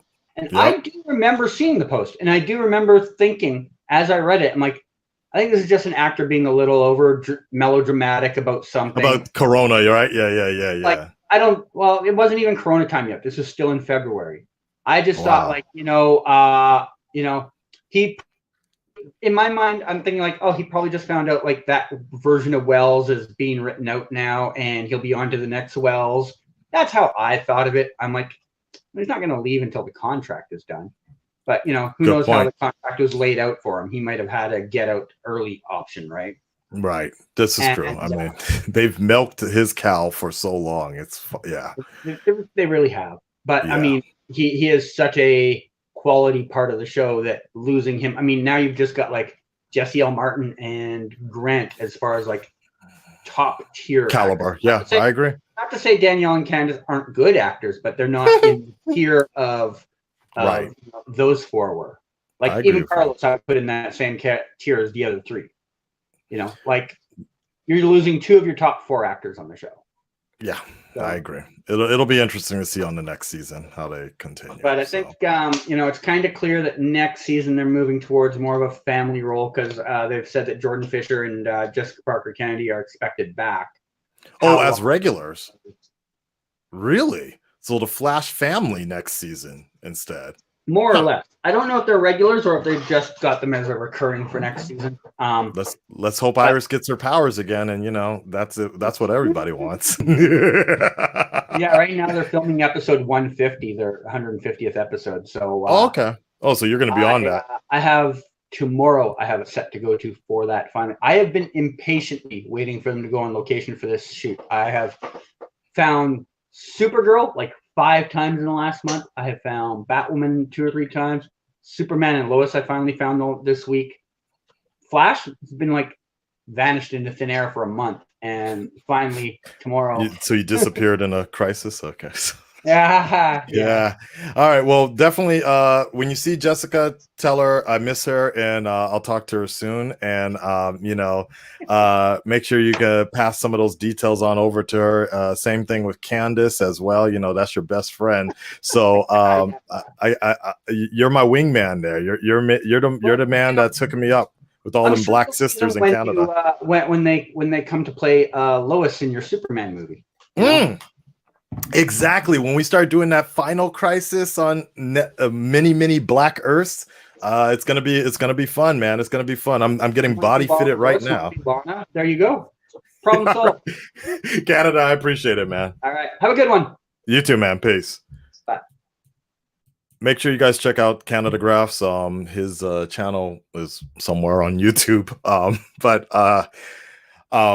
Canada Graphs. Just search it. You'll find it. He's always on the scenes of all the CW shows, getting the vlogging and recording all that stuff for posterity. All right. Yeah, do the thing. Do the thing. Do the thing. Oh, this thing? You're living in a fucking dream world. Yeah, I know, Zack Snyder. I'm sorry. John Campia, any advice for me playing the Black Superman? Pick up a fucking dumbbell. Okay. I see. I'm working on it. Okay. All right. Johnny, what's up? That soundboard is amazing where you had John Campy on it. Yep. You definitely need to get Grace Randolph sound as well. Ooh, that's a good one. Well. Yeah, that's perfect. That's perfect. Definitely. That's one for the future to add on the future. I appreciate that. All right, Johnny. So what's up? We talking about Invincible or Black Superman? Or both? Invincible. Have you read the comics for Invincible? No, I haven't. Okay. Skybound, the people that do The Walking Dead, they gave me the first trade paperback and I read it, but I completely forgot about any of what happened, or at least the first trade paperback didn't go that far into the story or something. Yeah. I don't know what happened, but yeah, I have it somewhere here. Yeah, from what I've been told, it's similar, but they've made some changes to the comic book. Like apparently Amber is completely different. She's a hot thing in the show. When you see the way she's drawn, I agree. She's great. I mean, how do you feel about their relationship? Because I like the way she's alpha, like she asked him out, and she's always, I like that about her. But the whole secret identity thing, didn't really like the way she was, handling. I liked it. So I liked it because that would it annoyed me a lot, but in some sense that almost seemed kind of like a very Black sort of. I don't know exactly how to I don't want to stereotype that, but it's almost like the attitude, that's the way a sister would have handled that shit. Like it reminds me of Watchmen, where oh my god, I can't remember his name. Dr. Manhattan, or Dr. Manhattan is up here like floating on the pool, and the Black woman's like, "Get your ass in here," like that. Yeah. Like it's an interesting sort of situation, but at that time it really annoyed me a lot. I was like, wait a second, that's crazy. But then at the same time, I kind of get that, but I think it leaves an interesting room for debate. I think so. It's true. That's what I like. Next season we get to see her parents, because we didn't get to see any of her family this season, did we? Correct. We got to see what was the redhead's family, like her parents, her annoying parents, like not supportive. Her dad always shouting at her. What was her name? Right. Oh, you're talking about Gender Girl or Eve. Eve. Eve. Adam Eve. That's it. Adam Eve. Samantha. Adam Eve. Yeah, that was cool. We didn't even get an origin story for Adam Eve, did we? We just got like. Nah, but I feel like they're definitely setting something up for her and Mark down the line, because it seems pretty obvious that I'm going back to I just found out that Amber was a white chick, and it seemed like a lot of changes. Yeah. Well, it just seems like the particularly in this version, it kind of feels like Gwen Stacy, it's kind of a Gwen Stacy or something, where in this version, the animated one, we got more of kind of a stronger Mary Jane type of feel. I feel like that's what they're playing up a little bit more, where Eve is more going to be like somewhat the Gwen Stacy or the Spider Gwen type of person, and Amber is going to be this kind of like Mary Jane, strong, independent person that don't need no superhero in her life like that. So very interesting, but it's very interesting. My MVP of the show is Rexplode. He is hilarious. Oh, he's great. The voice act, I mean, he's great. I've loved him since Brooklyn. Really? We've never seen a character like him in a superhero show, like the fuck boy sort of situation. Like that type of character is never really portrayed. you know, the good-looking guy, like apparently Monster Girl, and is into him somehow. That's why the robot stole his DNA, because he apparently Monster Girl is checking him out, even though he's a piece of shit, which is kind of funny. Yeah. If you like him, I highly recommend checking out Brooklyn Nine-Nine, because that's pretty much the same character, almost. There's some fairly.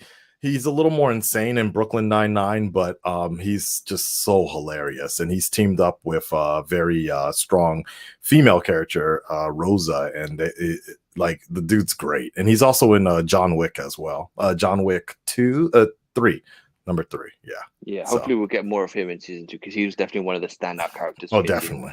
Can't wait for season 2. Yeah, but so as far as like your future content goes, now that like that's finished, Invincible's finished, like. What shows are you reacted to now? Because I know there's this new Netflix superhero show called Jupiter's like Descending or something. Or something. Something about to answer your question, we have the Bad Batch for now, and I'm trying to catch up on some other stuff with Patreon, like Young Justice, and I'm trying to get Star Wars. Are you going to try to react to Black Widow as well? Because I know you reacted to the Zack Snyder film. Of course, yeah. Yeah, for sure.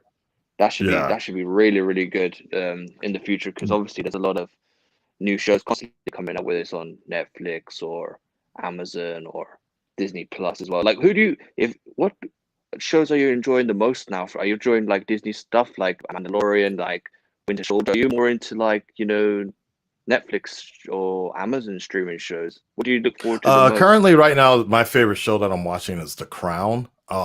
So that's just something that I watch privately and such, and I've enjoyed every episode. Like, every episode is just as good as for me, as good as Game of Thrones or something like that. Are you a binge watcher? Say Stranger Things came out. Nope. Are you a binge watcher, or are you a week to week sort of thing? I'm a week to no. I'm a day by day. If I can, I just try to reserve an hour for myself privately to just watch The Crown before I go to sleep, and so I'll just watch one episode or so and then think about it for the day, because if I binge it, I'm gonna forget almost everything. Like, even there's stuff about Falcon and the Winter Soldier people are mentioning, and I'm like, wait, when did that happen? Like, what episode did that happen? Because it all just kind of gets lost on me if I'm not able to kind of like talk about it. And the problem with like Stranger Things as well, like as soon as that whole show drops, the spoilers are going to be all over Twitter as well about what happens in the finale. Exactly. So, yeah, I'm good with weekly. I'm very good with weekly. I like that pacing. I probably would have enjoyed the Snyder Cut a lot more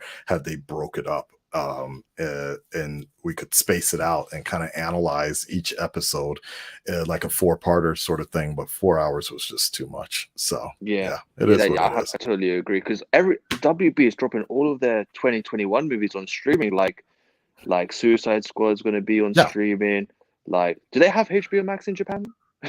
No, they do, but it's actually connected with something called Unext. So it's like and so even then, the Snyder Cut isn't even out yet. So they're right now they're only really promoting like Watchmen. And so like the day of drops, they ain't doing that shit at all. We're still trying to get Godzilla versus Kong, which was supposed to come out next week, but because of the state of emergency, that's been delayed, and so has the last Kenshin movie. So it's a mess out here when it comes to releases. So that's why we VPN it. So cool. Definitely check out keep an eye on the Jupiter's Legacy superhero show on Netflix. Okay. Apparently that could be maybe something I know you're doing Bad Batches reactions, but I know you did The Boys as well, so I know you like superhero stuff. So it might be a good one. All right. Well, I appreciate it, Johnny. Thank you so much. Yeah. Don't forget to get Grace Randolph noise. I know you have a John Kemp one. You should get a whole YouTuber set. Okay. That's not a bad idea. I'll if you send me some links, I can try to archive it later on Twitch. And so I'm guessing you're not a big fan of other, like YouTubers. I know you're friends with Tyrone, but as far as like people who do like movie review shows, are you guessing you're not a fan of those? Not really. I don't really watch so much YouTube. But no, I respect what like people like John Campia, like I respect what they do. But I don't really watch anybody else because it would start to influence what I try to do sometimes. And so when you want to watch like a movie review, like for something you want to check out is good, like who do you go to like, do you go Rotten Tomatoes or do you know? watch videos. I mean, I don't watch anybody's like, I don't really care about anybody else's opinion other than my own when it comes to going in to see a movie, and I like to go in as blind as possible. So from the beginning, from the trailer, I already know if I'm gonna watch a movie or not. So I don't really need the validation of anybody else's review or score to match what I think, if that makes sense. So it's kind of just like, look, Mortal Kombat, I'm ready to be entertained. I want to watch it. It doesn't matter what the score is. Godzilla versus Kong, same thing. It's just going to be like, let me just go in and watch it, and then I'll see what other people think about it. But they're in I don't Japan. need that Like influence. the biggest movie in Japan right now is that Demon Slayer movie. Did you like that one? It was seen good. that one? Yeah, it was good. Yeah, I fell asleep in it, but yeah, it was good. You fell asleep in it? What? No, I was tired. when after 40 minutes of just raw Japanese without subtitles, it gets kind of brain draining, and I just fell asleep. I was like, yeah, I think that's why people watch dub, because animes like Attack on Titan with so much information to read. Some people just like listening to the English. All right, Johnny, I appreciate it. Thank you so much. All right, see you later. Talk to you on the next one. Later. Bye. All right. I'm not taking. Well, I'm gonna get we got 4 more people in the queue, but then we're wrapping it up after that because it's already like 30 minutes past Resident Evil, and I have a class at 4 o'clock, so I want to at least give 2 hours to Resident Evil. So, all right, let's go. Soulfist, what's up? Hello. Hey, can you hear me, man? Yeah, we can hear you. Okay. Man, hi. Fantastic. I'm so excited. Aniki, you're what dimension are you coming from? You look like you're the multiverse version of me. Oh, I'm your exact opposite, man. Look at that. Yeah, if I'm Batman, you're Superman. Look at that. You're Chido, son. You got figures in the background and everything. But cool. First, before we get started, it's an honor to speak to you, bro. I've been watching your content for years, man, and you're one of the people who influenced my own content creation. So I'm glad to have this little jive with you. I guess before we get started, is there any possible way I could do an interview with you? Possibly. It all depends on my schedule, and what you're kind of going for. Yeah, people will always be asking me about that stuff, but yeah, possibly. Well, okay. Well, so I won't say too much on Invincible because I'm not gonna lie, I didn't watch it. I just watched all like the fight scenes on YouTube. But I get the gist of the story of what happened. I think it's dope. I think it's really good. I'm glad superhero media has been involved in like this. I kind of want to talk on this concept of Black Superman, and this is why I want to say I'm like your exact opposite, because in general, with the whole Black Superman thing, or just any character with this regard, I'm actually almost offended by it to a certain extent. Oh yeah, I'm almost offended by it because I hold the standpoint to me that like I don't need it. I don't connect to characters based off their skin color. I know a representation, diversity is important to a lot of people, and not so much is not important to me. But that to me, it has nothing to do with the soul of the character. I understand some people could look at a character and connect with him on that level, but like I don't like Spider-Man because he's a white kid. I like Spider-Man because he was a 15-year-old boy. His uncle died. He took pictures of himself fighting supervillains to help pay for his aunt's hospital bills, and he wants to do the right thing. I don't like Static because he's black. I like Static because he's a kid growing up in a rough area where all these gangbangers got powers. He got powers too, but he's like, I can do what I want, and I can easily take from people, but I want to use this stuff to hurt people. To me, that's what's important about the character, like the soul of the character. And but hold on. But before you move on to that, but I'll challenge you about that. If Static Shock was a white kid in the Bronx or something, would that have connected with you as much? Yeah, because I don't connect with characters based off gender or race on that level. That doesn't. No, but so you're saying that, but what I'm saying, I just really want you to kind of imagine. If Virgil was a white kid. Yeah, Virgil as being a white kid, blonde hair, going around slanging it up, dropping an N-word left or right or something like that. And would you have actually checked out the show? I would, because check out the show. I'm serious. Like if you saw some sort of animation and they were presenting it to you like that with some kid in the Bronx or whatever, and it's just like, okay, and he's going around zip zapping minorities and from that standpoint, yes, because I'm 26 now. So when I watched Static, I was like 8, 9 when it first started airing. So to me, I just saw somebody shooting like electricity from their hands, and it was like, oh, this is so cool. But even to that level, like there is a character like that. Gear, he is that white kid running through the Bronx, helping Static fight alongside him on that level. And to me, I just dislike the fact that, like, as long as I've been aware of it since about maybe 2013, really like in 2016 when Marvel did All New, All Different, and that tag alone just annoys me so much. Is because, like, I mean, you could just go down the list, right? Like, you know, Tony dies, they replace him with Riri Williams. Logan dies, they replace him with Laura, even though she's already X-23. Cap loses his powers, they replace him with Sam, who's already Falcon. We replace Hawkeye with Kate Bishop. Bruce Banner dies, they replace him with Amadeus Cho. It doesn't matter to me. I don't care that Amadeus Cho is Korean. That's not my beef. It's that I like Bruce Banner. I like Logan. I like Tony Stark. I like Steve Rogers. I like Peter Parker. And I just hate the fact that I have this feeling that the industry is trying to, or the industry has this feeling, and this is how I see it, that is like, because we live in this day and age, and a more diverse time, which is the bad thing, is that the legacy of these characters and who these characters are and what they represent don't matter because they're white. And to me, that's crazy. It's like, you know, Steve Rogers is an awesome character to his core. You know, you just like when they ask him, "Oh, you do want to kill Nazis?" No, I just don't like bullies. I don't care where they're from. Him being black and white, to me, that's what I'm connecting with. And to me, it's not even against. I hold the standpoint. I don't care if you want more diverse superheroes, you want more, whether it be racial or sexual orientation. My stance is just make new characters. And what I see is that the industry is like, well, we don't.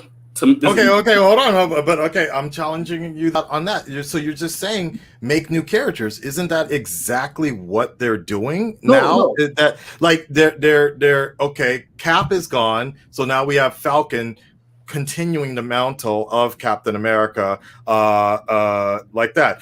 Tony is gone. This dude's gone.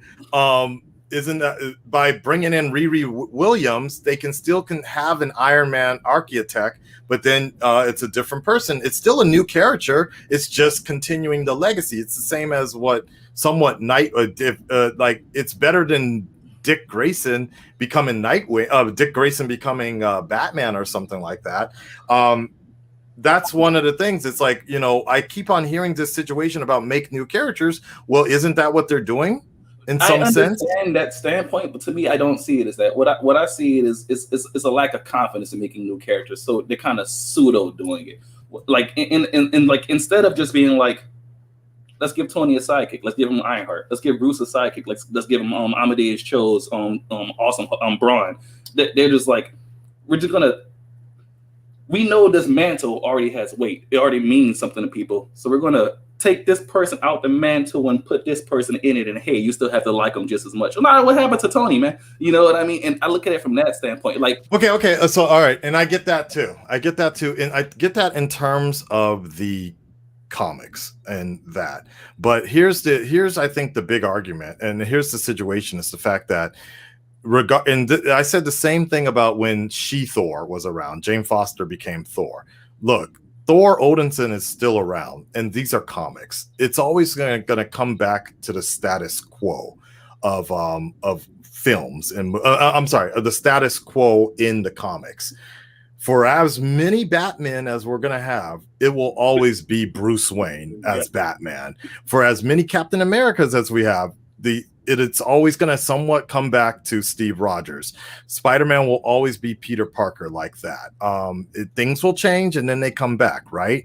However, when you're dealing with movies, that's a whole nother thing. We just talked about it with Carlos and Tom leaving The Flash. They dedicated 7-8 years of their life to playing this particular character on this only show, and that's all they're doing.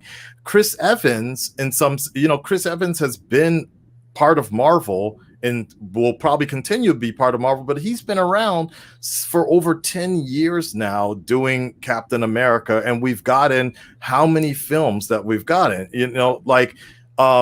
we, in some sense, we can't keep having the same actor plays these dudes and keep on making, all these movies with the same type of dude. Now, the next thing that you can say is, okay, are we going to recast? Then everybody starts complaining. We start going down the Spider-Man route, where we have how many actors have played Spider-Man? How many actors have played Batman? Like Tobey that. Maguire, Andrew Garfield, Tom Holland. Yeah. Right. So you start to, and then we start hearing the complaints about oversaturation and everything. So in some sense, I think this is actually a fairly, like, I'm not really on board with it, but I think it is a fairly genius plan in terms of trying to continue this beautiful movie world that we have within the MC. I'm just speaking about the MCU in general right now.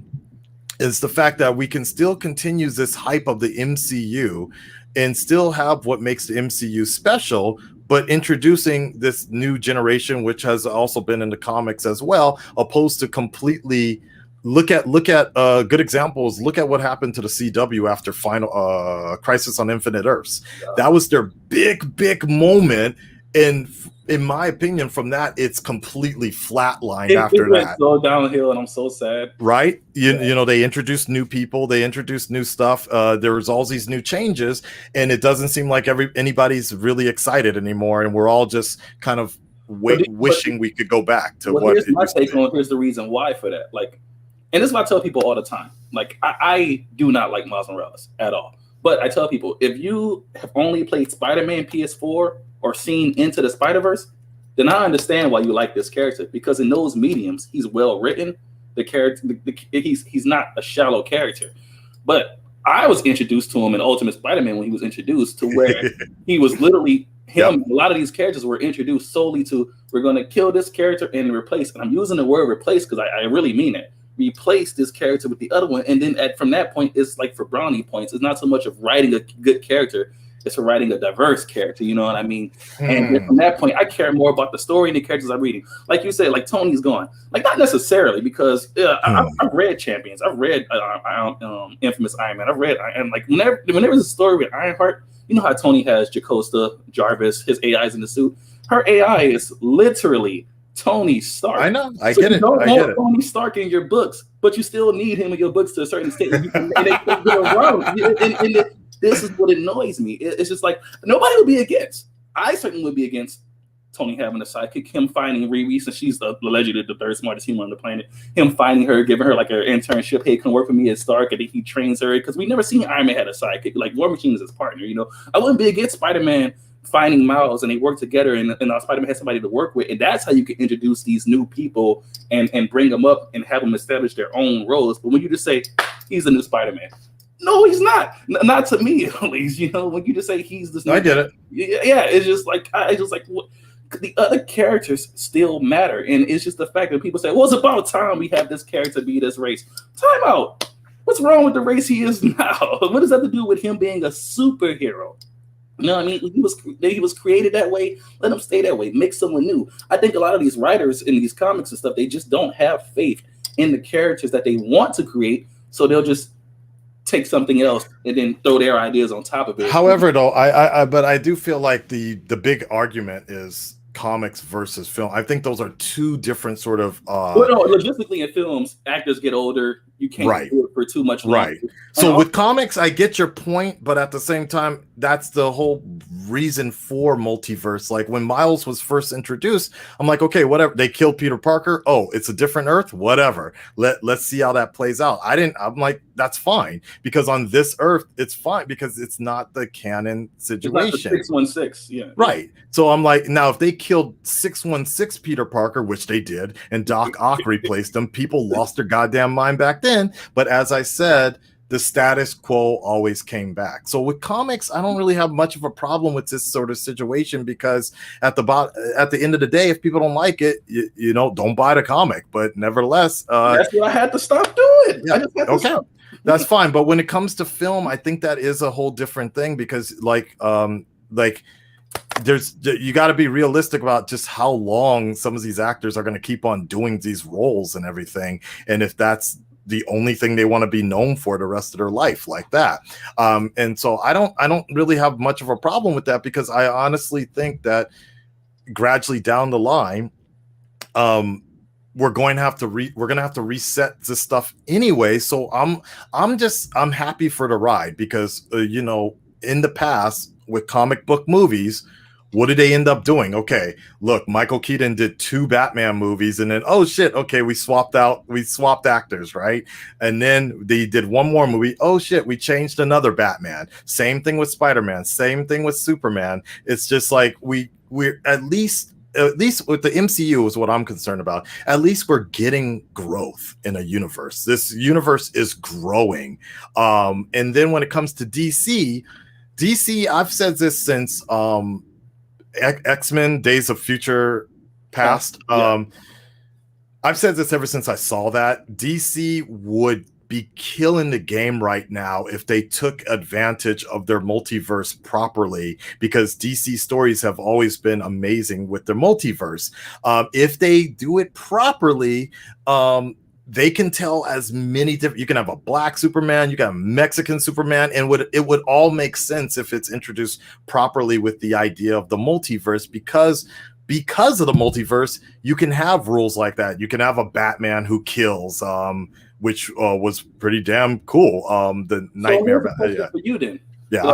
And I know you hate like the fact that Batman was killing people in the Snyderverse, but canon Batman was killing people. Yeah. Yeah. So that was fucking go ahead. To me, like, if you kill my son, I'm killing people. But I just like that take. But my question for you is, whether it be movies or comics, is like, what's more important? Is it in terms of Superman? Is it like the suit? Like, is it the S, or is it Kal-El? Is it Clark Kent?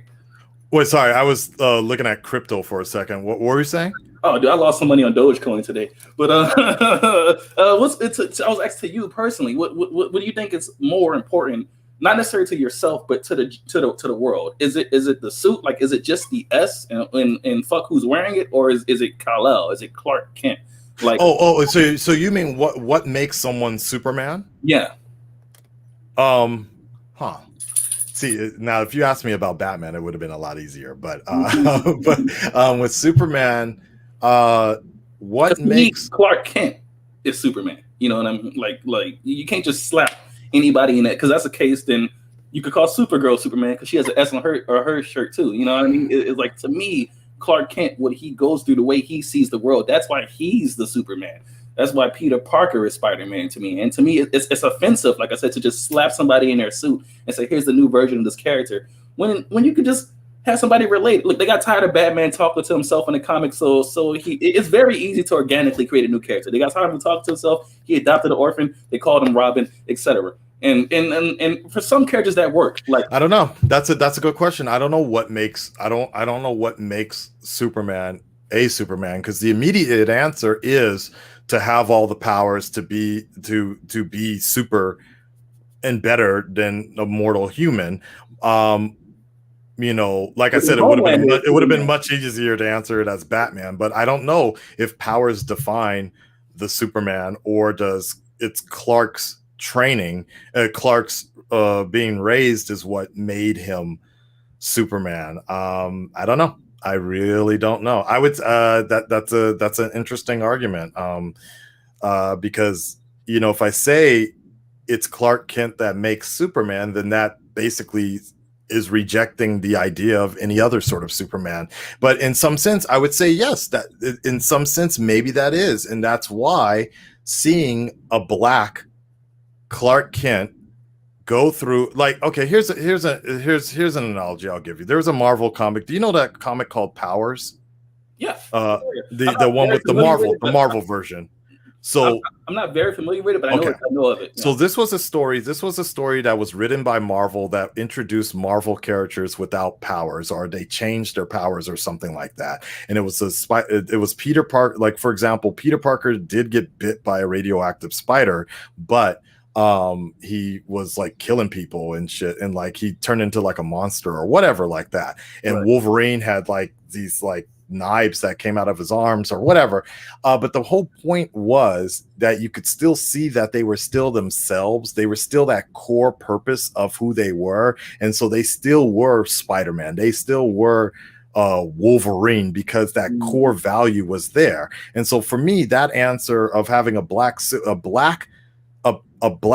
Clark Kent go through certain challenges that a white Clark Kent could not, that white privilege I think that's a very interesting concept. Now, if you just made him Calvin Kent or something like that, or Calvin Lewis, and he's a Kryptonian going through that, it may not have that same sort of direct sort of connotation, because you want to kind of see that comparison like that, I guess. So I guess that's just an interesting debate about when you take that name and it's a different multiverse, you do think about it occasionally different, because I don't compare Miles Morales to Peter Parker's struggles. Oh, but I've never seen him having the same sort of thing. But if they made a Black Peter Parker and his name is Peter Parker, you're constantly thinking about like, oh, okay, so this is how it would be a little different. To me, that's very intriguing, actually. A Black Clark Kent going through the life as a Black man, a Black Kryptonian, and having to restrain his powers. I think that's a very interesting concept. But if his name was Calvin Harris, or if his name was whatever, right, people wouldn't see it. People would see it in some sense as, unfortunately, people see it as the bootleg.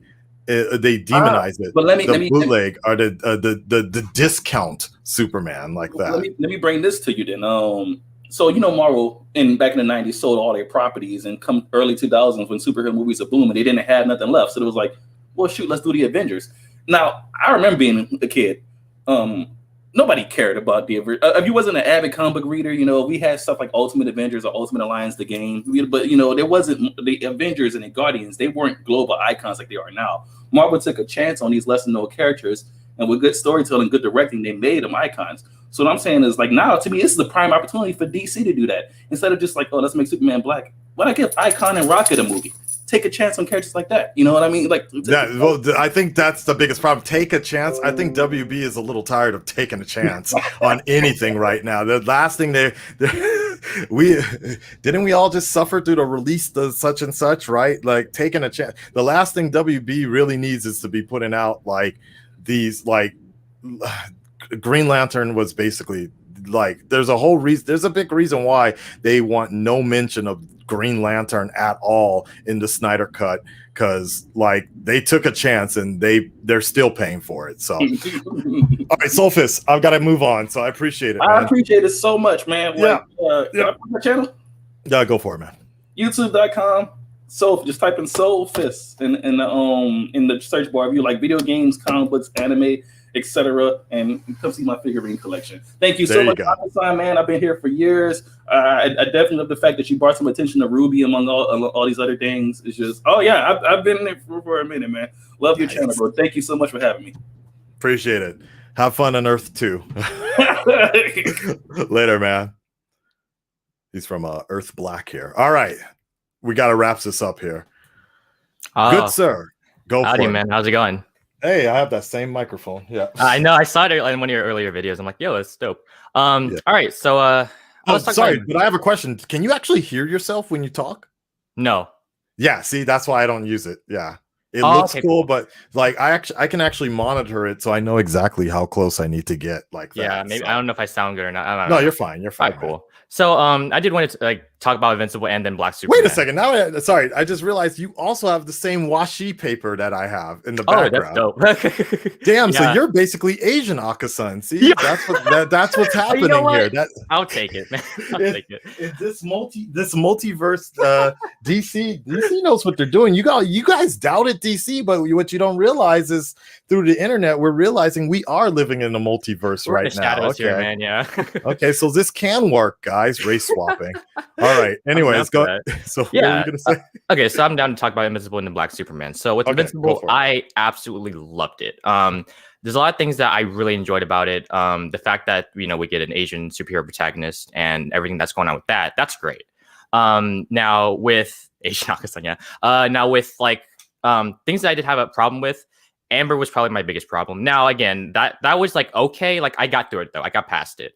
Some minor things that I've noticed within watching like the finale, of course, when Omni-Man punched when he punched, of course, Invincible through like that building, there was a time where, and I don't know if anyone noticed it, there was a CGI shot where like like the destruction and stuff. I'm like, I don't think they need to do CGI there. I don't think that was necessary, but it is what it is. But I still enjoyed the entire show. It actually at one point made me cry when it talked about like the connection between Mark and his dad. Simple as that, and I really enjoyed that. It made me cry. Now, what I'm excited for is next season, but I'm also nervous for it. Now, here's why. This is going to connect to a little bit. I'm a big Flash fan, right? I enjoyed the first, I would say, 4 seasons of the Flash, and then it gets. So I hopefully they, it doesn't have like suffer the same fate. But then again, this is different brand, different company, and everything like that. So you never know what can happen. And so I really just hope that it keeps its momentum, and I just enjoyed and I loved it, So yeah, I just enjoyed it and all. Now for Black Superman, I've actually been off of social media for like the past like 2 weeks, so I didn't even know about it until like this live stream. Now, and it's interesting because I've noticed it through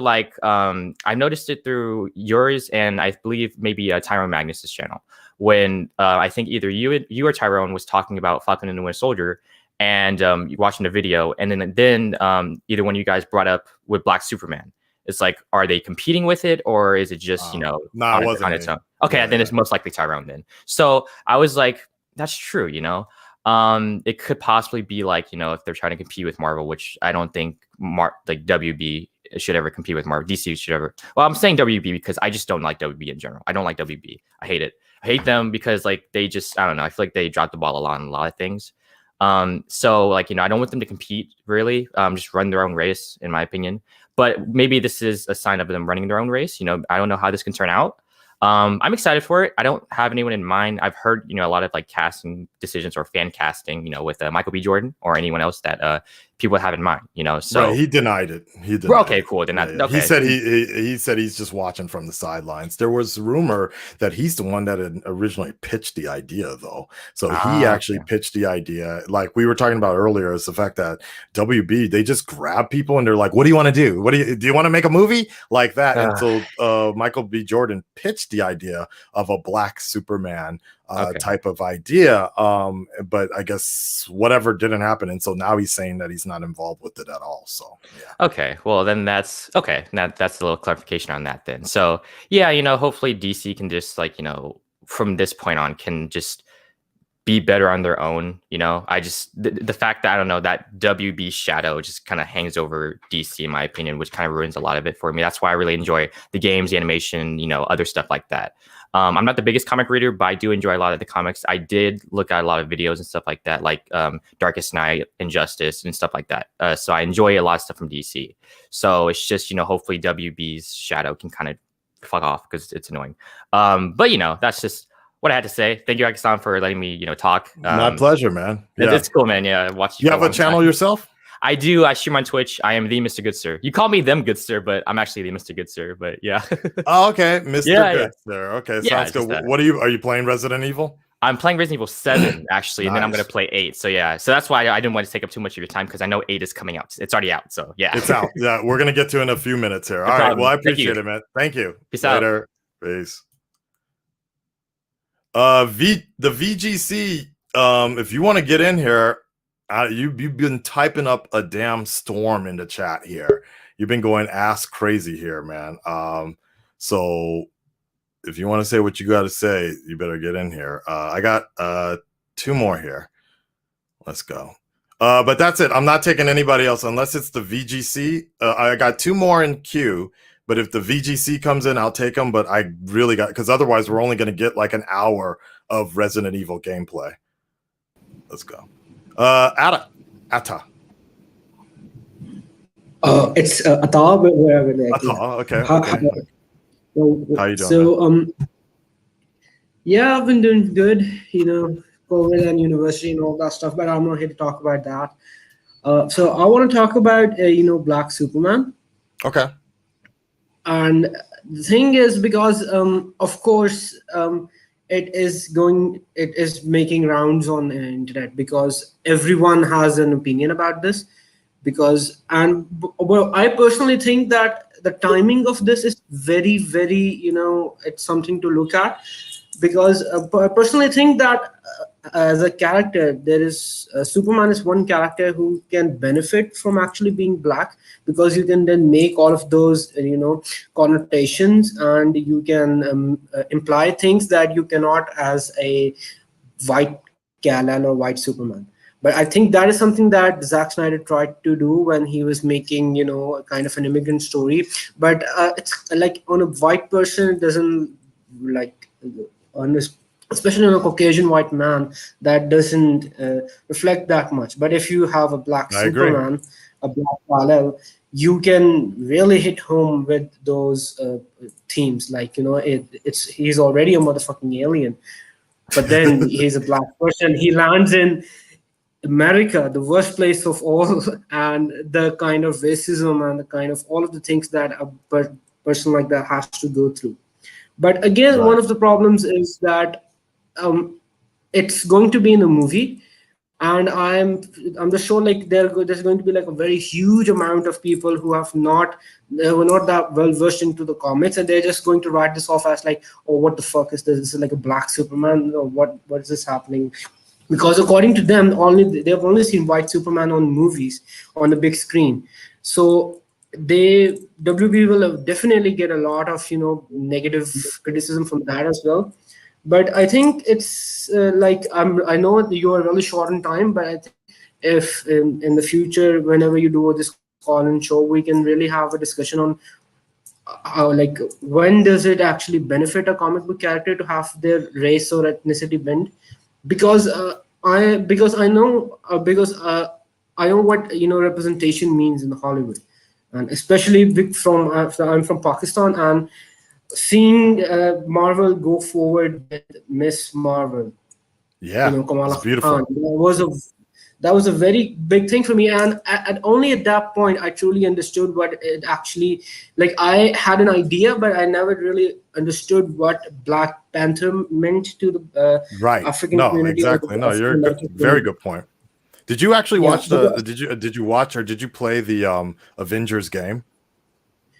I didn't play the game because, quite honestly, I don't have a console like that, but I did watch the entire show, and I have kind of very mixed feelings about that, because I was just curious about that, because I thought that they did. I would never really know myself, but I thought that it was kind of cool that they had inclusion of kind of a Pakistani family and somewhat of the traditions. Like, it looked like and it wasn't really forced. It was just like, no, this is just the way the family's gonna be like. Speaking specifically about the Kamala Khan angle, and I think that's one of the very few times that Asian or actually South Asian people have been portrayed that good. Exactly. But in the grand scheme of the things, like, it's an Avengers game, it's not a Kamala Khan game. But it actually it's a very good perspective, I think. But again, like, they just half-assed it because they wanted to get as many people in as possible, and I think that's what destroys the game a little bit. But that first part of it, when she's running from those police agency thing, those are like, they'll stand out. And I think one of the problems with this are always going to be that WB sees like how much movie Disney has made off of Marvel. They want money. And because I was thinking about this last night, because I think the last time we had a badly performing MCU movie, it was Thor: The Dark World. And after Thor: The Dark World, critically, I'm speaking critically. So after Thor: The Dark World, they've made, like, I think 8 to 10 to 12 movies, and all of those movies have, critically, they've done 90 plus on Rotten Tomatoes, and to get $1 billion in cinema. Marvel kind of actually, they made it like an easy thing. Like, oh, you want to make $1 billion? Just put some superheroes and establish the stories, and what the fuck, people actually want to see that, and they make $1 billion. But I think there's always, going to be the problem of WB is just forcing people to forget everything that happened. People really like Henry Cavill as Superman. people like Henry Cavill as Superman because he looks the part. He is actually, because again, coming on to your point, Ben Affleck's name was bigger than Batman. And that undermined everything he did as Batman. But Henry Cavill was like this relatively new guy they found, and they put him in Man of Steel. And it's still one of the better Superman representations. Ben Affleck, my God, does he look good. That is like the best looking Batman suit I've ever. If I ever have, like, I played the whole Arkham Knight game in that suit because he looks just that much of a mean motherfucker in that game. But so in short, you're basically saying that you're okay with this Black Superman, but you also understand why people are kind of upset over it as well. Right? Because I think like what people always get up to their hopes because we all remember WandaVision, right? Right. You want Mephisto and Doctor Strange to appear, but at the same time, you have to realize that if Doctor Strange shows up, everything that Wanda has been going through, it's undermined. Like, everyone is talking about Doctor Strange showed up. Oh, yeah, Doctor Strange showed up, this and that. And I think people have to like lower their hopes, but I really pray that WB gets shit knocked into their heads and they start figuring things out. And they realize after the fiasco of Justice League that they have to leave the movie making and all of that to a single person and not make things because it will make rounds on social media and they can sell more toys and all of that stuff. And I will have to play Resident Evil, so I won't take any more of your time. Okay. I really got a notified date for this, but maybe next time we can have a detailed talk. I'm sure this will come up again, man. Thank you so much for the call. Hey, peace out, man. Okay. Later, man. Bye. All right. Kanye? K9. Can you hear me? Yeah, what's up, man? All right. Is my voice good now? Yeah, you're fine. Yeah, I can hear you fine. Alrighty. I'm just want to be very quick because I don't want to waste you any more of your time. Let's talk about Invincible. Invincible is pretty cool. I like Invincible. I kind of wish that we have more of that kind of adult animation over here in the West. I kind of wish we had more of that. But usually those are more of a big risk. I appreciate with Robert Kirkman and the guys over at Amazon picking this. Because you would have think, and this would have been like a Netflix thing, because Netflix is killing it with the animation side of things. Yeah. So Invincible is pretty cool. I like the big twist. Is bigger twist, and usually I love these stories where they take a big twist with the Justice League, mainly with the Superman archetype. Let's make Superman evil. You got Brightburn. You got the boys with what's his face, Homelander. Yeah. Yeah, I like those little twists here and there. Jupiter's Legacy, I'm sure, is probably going to have some sort of Superman archetype in there. So yeah. That's a new one. I've only ever heard of it was that trailer that came out. I remember IGN, they released a trailer. That's a very new one. So enough about Invincible. Let's talk about Black Superman. The thing is, was Superman, at least on the DC side of things, I think you said this earlier with the previous guest, is that before we see any other Superman on screen, they need to fix him. They need to fix Superman. They have I agree with you. Fix their films before we see any alternate versions. I agree. Yeah, before we see any kinds of alternate changes or whatever. You got to get a good one. Yeah. Yeah, fix Superman first before we see any alternate versions. Park the brakes, man. They need to fix them. That's all I'm gonna say because I don't want to waste any more of your time. Okay, man. I appreciate it, and I agree with you. Yes. Yeah. All right. Thank you, man. Thank you for hanging out. Later. All right, y'all. Get ready for this one. I've known this dude for a long time. And this is going to be the last call. Hold on. Let me make sure the window's open. Oh, that's why it was fucking burning in here. Okay. Yeah, look at dude, I'm sweating. You see all that? Look at that. Look at that. Panther sweat. Yeah. My poor Batman chair. All right. So I've known this dude since the days of The Dark Knight came out, and we're all speculating. Before I was a YouTuber, I knew this dude. I was just a regular fan like you guys. I was just a regular dude in the forums chatting and having stupid arguments was this guy named Tony about Batman killing, and then lo and behold, Zack Snyder ended up making Batman a killer. Blah blah blah blah blah. So he and I have very I think the only thing we both agree on is the fact that the Snyderverse is not good. Everything else, politically, everything. Anyways, ladies and gentlemen, Nehema Knox. Oh, hey. The VGC. I think we agree on a lot of things, not just, Do we? you know. Do we? I mean, there's certain things. Yeah. Politically, definitely not. No, yeah, we're like, but respectfully, I've always have tried to see your side on that. So it's fine though. What do you want to say, man? Like, not trying to bring too many politics into this, but with the discussion of, you know, a black Superman, there's I love how you just skipped Invincible completely in your life. I haven't seen the show. I don't. Okay. It just doesn't speak to me. But with the Black Superman, that's like, you've seen my tweets, unfortunately, so you probably know that, you know, race swapping is one of those things that's it's very hit and miss, because it's kind of tokenization in the sense that they don't think a black character can hold up on their own, so they're going to take an established white character and then change their race and say, hey. Okay, explain. Well, hold on. Explain tokenization to us. In your, what do you feel? What does that mean? So my definition is based off a guy called Eric July. He's another black YouTuber. He's really good. I'll probably send you a link. He can explain it much better than I can. But essentially, you're just taking the exact same character and you're just making them black and saying, okay, here's this character. It's not a new character. It's not anyone different. And this is mostly pertaining to the comics in that the character is the exact same, but just a different race now.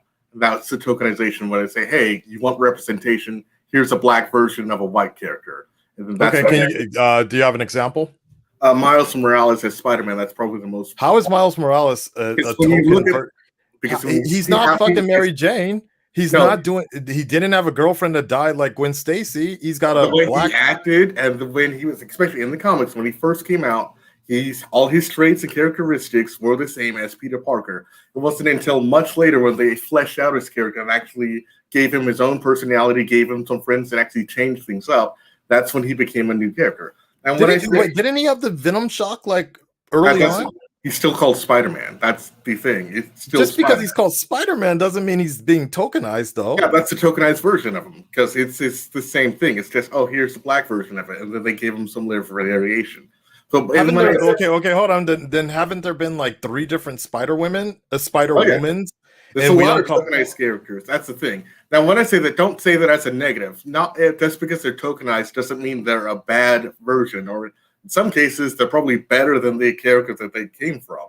Okay. A lot of times that's not necessarily a bad thing. Let me make that clear. It's not necessarily a bad thing. Okay. You explain. So you explain tokenization. Yeah. In your definition, you think Miles Morales was a tokenized character when they first started. Yeah. A lot of time, a lot of those characters are actually like really good characters, like She-Hulk. That's something Eric July talks about. He knows way more about it than I do.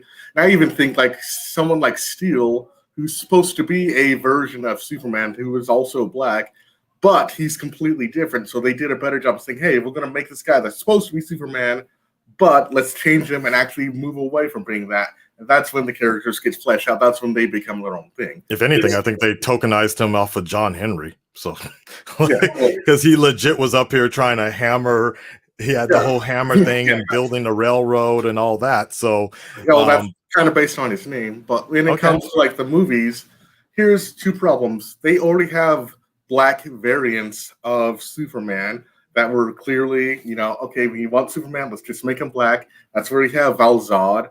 And that's when you also had Calvin Ellis. Now, this goes to what Eric July mentions as well, that Calvin Ellis is literally supposed to be Barack Obama, which is, I guess, a thing, because that's when he came out. But if you even look at his name, Calvin Ellis, Kal-El, he's literally just a tokenized version of Clark Kent or Kal-El as Superman. So that's the thing. But when it comes to this movie, Warner isn't even doing that. They've said, at least allegedly, based on what these reports have said, they want a black Kal-El. So not only are they not using the established versions of these black characters that are based off of the original white characters. They're not even using them. They're just saying, oh, hey, let's just make this original character black, and then that's okay. My issue with that, especially within watching your stream the last hour, a lot of the arguments and stuff about representation and how you can do the story and how coming to America and being an alien that's black, that was already done with Icon, who is also a character who at one point was considered, they thought he was going to be a Kryptonian because they thought, oh, he's like Superman because he has very similar powers. So for me, when I say, oh, it's tokenization, it's lazy. It's because, oh, you want a superhero character who's black, who can have all these issues with race, who can be an alien, who can believe that, do all these things that fit all the criteria. He can have diversity. He can have representation. You already have a character in the comics who's been in TV shows like Young Justice. He was in there a while. You can bring that character and say, hey, instead of giving you leftovers with having Superman just forget all of that, we don't want to establish him, let's just make him black. Why don't we actually use an established black character that we've seen before and actually promote them and keep them as authentic? That way, you don't have to say, okay, well, just having a black Superman, because that already sounds like it's degrading. You can say, no, we're going to give Icon. He's a character that I actually really enjoy. For what I've read about him, what I've seen about him, he would be a great character to actually bring up on the film. Because that way, won't be getting that, oh, they're just making a black Superman for representation. You're actually saying, no, we actually value black characters. And we want to say, hey, we have hundreds of black characters in these comics books. We're going to actually find some people and bring them up. Eric July also mentions, like in the Birds of Prey movie, when you had the Black Canary, who was actually a mixed race actress, I believe. Instead of doing her, because regardless of what you think about race swapping or not, that actress was actually much more better suited to play Vixen, who is also a member of the Birds of Prey, and the way she acted would have worked better as Vixen.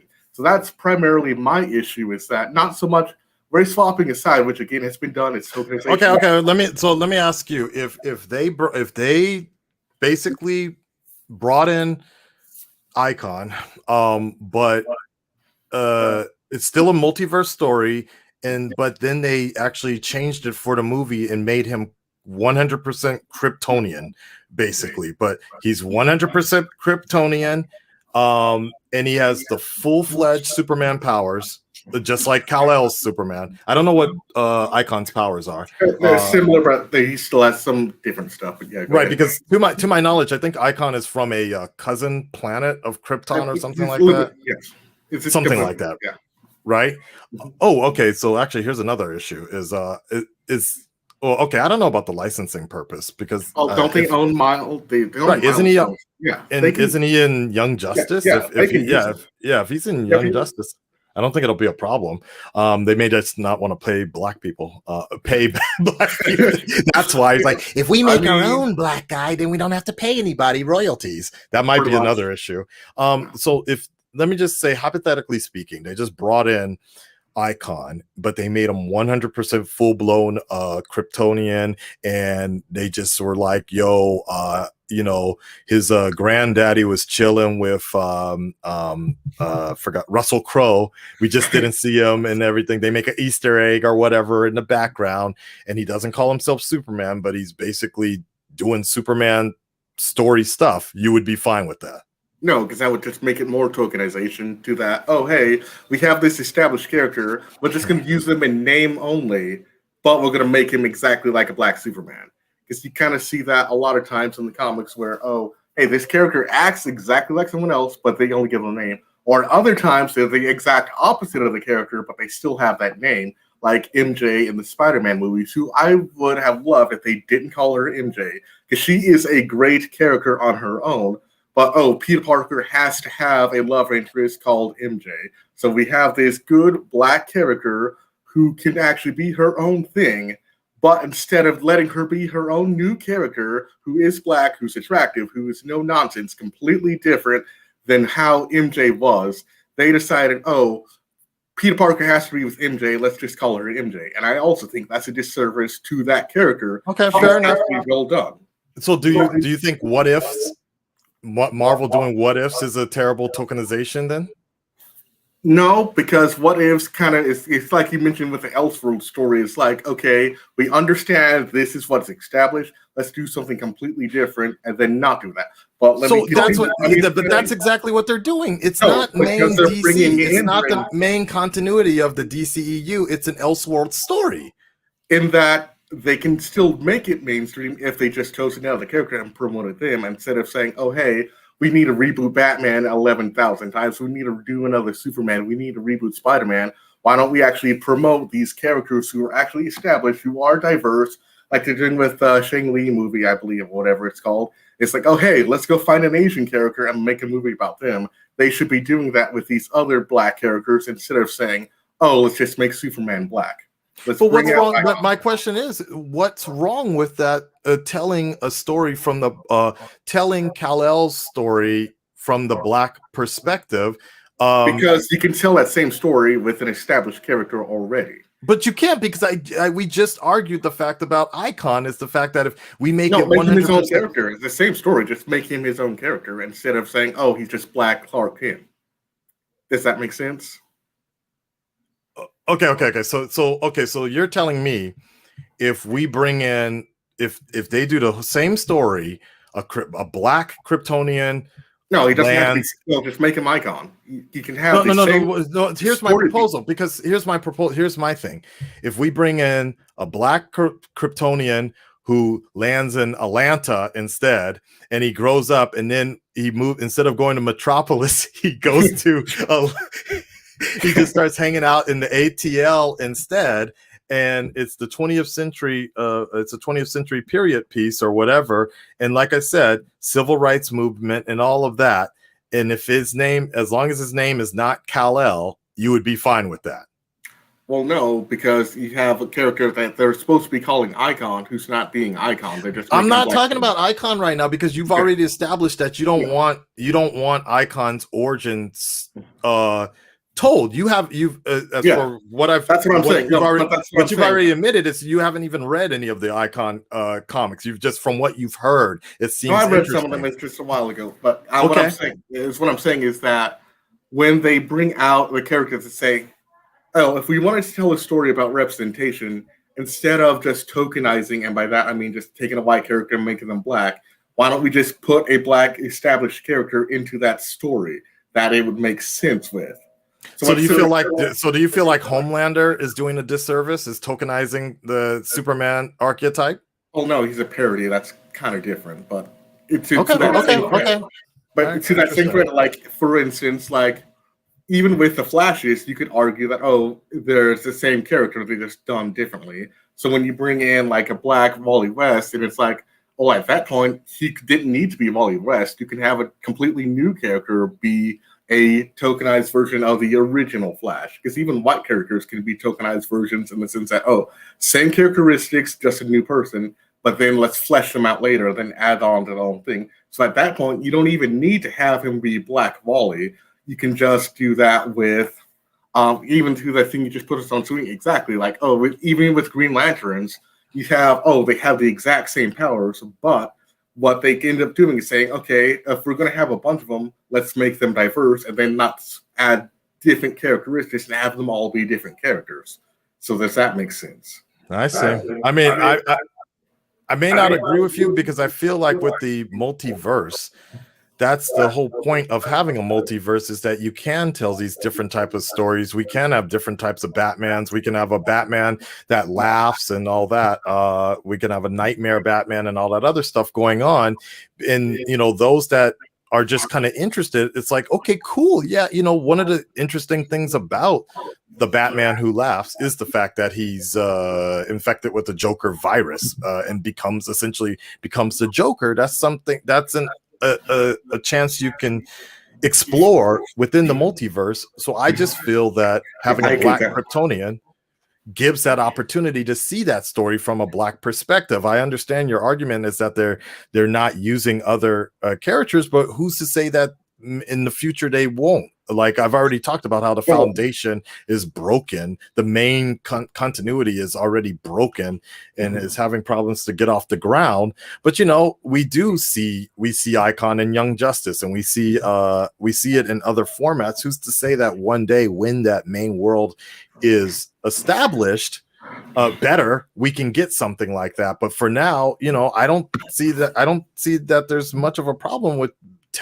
retelling that story from a black perspective of a Kryptonian arriving in Georgia and then moving to Detroit or something. Yeah, but again, so that I would say you're just removing a slot from an original black character, and you're still doing the race swapping. In that, okay, let's say in the future is say, okay, we trust black characters enough to have their own identity on their own. But they don't. But they don't. And even but they're still tied to the Superman legacy, though. That's the thing. But and because that's what's going to sell. That like I wouldn't even. That's just them saying they don't trust black characters. Again, look, the name Icon versus the name Superman. If you see two movies, which one are you going to see faster? Superman. So yeah. I get that. But if you're going to make a movie called Ant-Man and the Wasp, and that almost makes like $1 billion, then I will say you can take any black character from the comics and you. Let's not talk about Marvel, because Marvel Marvel's a trusted brand. That's why all of us are still lining up to go see Shang-Chi like that. But that's Marvel. We're talking about DC. Huh? The way they got there was that, okay, let's take some C-list characters, and they made a Thor movie work. And that goes back to my original argument, is that because they had they're a trusted brand. The first movie that came out, Iron Man, I Am Iron Man, people wanted more. The first movie that came out in the DCEU, Superman's killing people. It's reboot. Polarizing. So it's the foundation. That's the issue. Instead of saying, okay, let's make another Batman reboot or another Superman reboot, oh, hey, let's get this authentic black character on screen and let's give him a chance. Because if they're going to have a bunch of movies that fail anyway, why not actually say, hey, let's promote these characters? So you're basically telling WB to just, hey, man, just make this Icon movie, man. You're going to lose money, but at least we know you tried. I don't think they tried regardless. But my point is that if you want to say, if you actually going to look us in the eye and say, we want representation, we want diversity, give us that from something that you have done before and say, hey, this character was made by these black artists and we're going to trust these new black artists to make this movie, instead of saying, hey, here's this white character, make him black and then make us money. That's how I feel. Okay. Fair enough. Very interesting. I mean, I feel that's somewhat what they did with the Falcon and the Winter Soldier, because that happened in the comics, and you know. Again, I mentioned that Eric July, I'll have to send you that video. Falcon was one of the original black characters in mainstream comics, and to make him say, "Oh, you see this white character? Let's just give you his title," is a demotion. In that, okay, he was established as his own thing. He wasn't a sidekick. He was Falcon, and then they said, "Oh, now you get to be what this white character used to be." That's a demotion when it comes to representation. When you say he had the opportunity to say, no, I don't need to be. I love his line where he says, why would I want to fight for a country that doesn't fight for me? In that case, that's a great opportunity for him to say, I don't need to be Captain America. I am Falcon. Because there was someone who said, no one's going to line up and buy any toys with Falcon, but they will say, oh, my Captain America is black. Why? Because they're not actually promoting him as a black character as Falcon. They're just saying, oh, see this legacy of this white guy? Let's give it to this black character. Now kids will like this character because he's black Captain America and not Falcon. Because he's the same character, but now he's tied to the legacy of a white person. Does that make sense? I'm listening. I'm hearing what you're saying. So if you're a general, I'm just hypothetically speaking, if you're an army, let's just say you're very successful. No, actually, let's say you're a very successful actor or something like that, and people really like you, and you've had a very established career and whatever, but you know that you could do more good in the world by becoming president. Would you not become president? Because that's a legacy that is a very highly established, and it's a big, one of the most powerful positions in the world and such, and you have a chance to make some bigger change like that. The difference would be if that's an actual office that's not designated by someone's race, in the sense that Captain America is established as, because Captain America, that's not even a rank though. That's the thing. He's not actually a captain. That's his branding. That's the propaganda. That's the whole U.S. Whole war machine. That's why Isaiah Bradley was like, no self-respecting black man would call himself Captain America.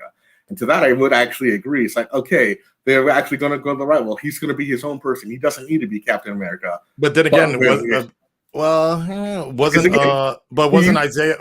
Isaiah Captain America? Oh, technically, no. He was just Isaiah Bradley, and they just he basically did the same thing Captain America does. As Steve Rogers as a person, as a propaganda machine, but he was kept under wraps. But now you have a black character who can do those same thing, even though Falcon he was so underpowered, like he lost every fight. I don't like that. He should be able to hold his own as Captain America. But if you're going to say, oh, he's Captain America now because he has the U.S. propaganda on it, I don't like that, because that goes against all what the character was going through. So let's say it's given the exact same ending, but he says, no, I'm still Falcon. All right. That's so in more short, powerful for him. In short, I get.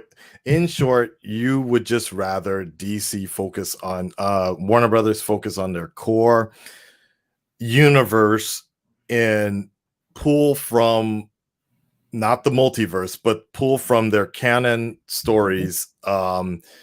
Use black characters you have. Bringing in representation via what they already have: Blue Beetle, Icon, Static Shock, whatever. And there's a whole bunch of them, because there's hundreds of untapped potential that can tell these same stories that don't have to be, oh, let's just wave swap. So that just, to me, that's just the intentionality of them saying, hey, we actually want to promote these black characters. Let's go actually use the black characters that we already have and give them the light of day. Do you want Henry to come back? Henry who? Henry Cavill. Interesting. Okay. I like him I love him as an actor, but I think the whole Snyderverse has kind of passed. Okay. That, so you would be fine with him getting another white actor to play Kal-El? I don't even think you need a Kal-El. Just use new DC characters, because here's the thing. Again, you feel the DCEU is established enough as a strong as a strong universe that they can just go ahead and not have the legendary character. You don't need a Batman anymore. You don't need a Superman anymore. Yeah, wouldn't that be interesting to see? Let's see them try to not rely on the two characters that they've used and abused so often, and actually say, hey, you want to watch something good? Let's just use someone that's not relied on 80 whatever years of fan base and say, hey, there's 2 million other characters. Let's actually promote them, so that it's not just, oh, Batman getting rebooted every 5 years. Oh, hey, this time he's black. This time he's Asian.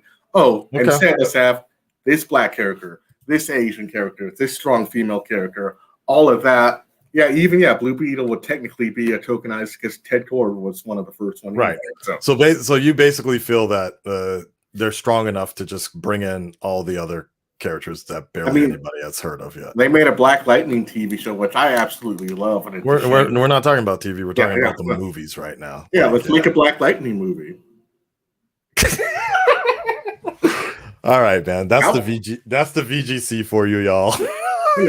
I'll have to send you his video. He explains it much better than I do. But yeah, you did good enough, man. You did good enough, man. All right. Pleasure talking with you. Let me know if you need any editing anytime soon. I appreciate it, man. Thank you so much. Thank you for calling in later. Okay. All right. Let's wrap it up, y'all. As I said, it's always good. Like I like hearing more people like that to come in and share their opinions, because I've never been one to just throw a circle jerk party. You know what I'm saying? So it's very interesting. Well, no one outside of the comics knew who the fuck Iron Man was before 2008. Marvel took a gamble and won, and DC's been sitting on these legendary characters since before we was born. Okay, there you go. All right, man. Is it just me, or did this dude be a thing? Did this dude be a thing for Icon? I mean, personally, I'm not. Can't someone come from that island and become Superman? Like, for me personally, I'm with that idea. Like, I think exploring the idea of a black Kryptonian sounds great. Again, some examples of like getting lynched and having to fake your death or something like that. I think that shit would be crazy, dude. Like, to have to hold back on your powers, on your Kryptonian powers. I think that shit, like, to me, that's the same level of like that concept of thought process of Brightburn, which I haven't actually seen that movie, but the idea of like an evil child Superman, like, that's some pretty cool. These concepts, I think, is cool, and I think that that only works when you have the basis of the original character to base it on, so you would just know. I'm like, oh damn, okay, so it would be a lot harder if you were black, or this would happen if you were black, or something like that, right? I just think I think that's a pretty interesting idea. So you have that balance, and just like, for me, I kind of look at it as a, like, what if, it's, Marvel's going to be doing it, and what have you not. I mean, it'll be a very interesting thing when what if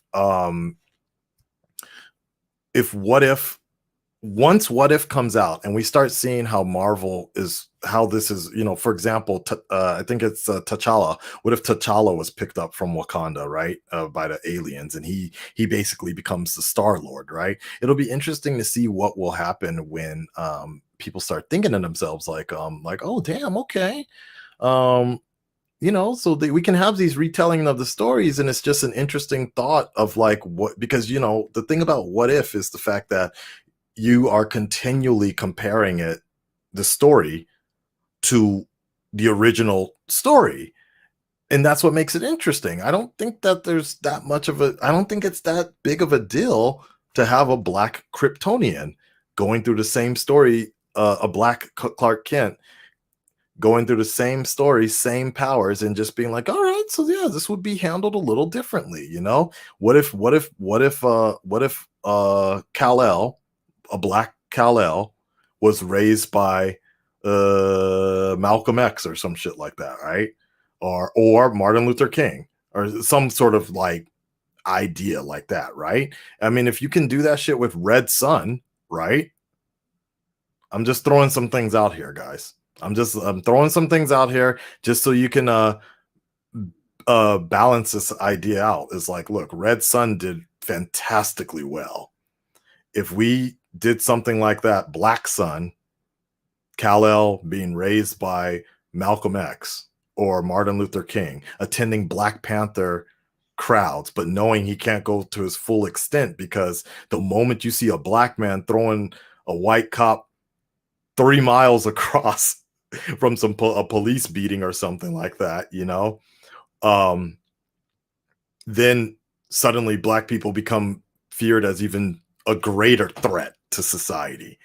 I think that some of that shit is pretty wild, dude. I think that's a very interesting concept to play with. It's like, damn, man, yo, if Superman could do this, if he was Superman, he could do this. If he was a white Superman, he could do this, but he can't. To me, that seems like a pretty cool concept. And of course, it shouldn't erase what the mainstay Superman is, the status quo Superman, but I think that is kind of a cool little concept. I think it'd be better as a TV show, honestly. But I just think it comes at a very strange time with the DC world,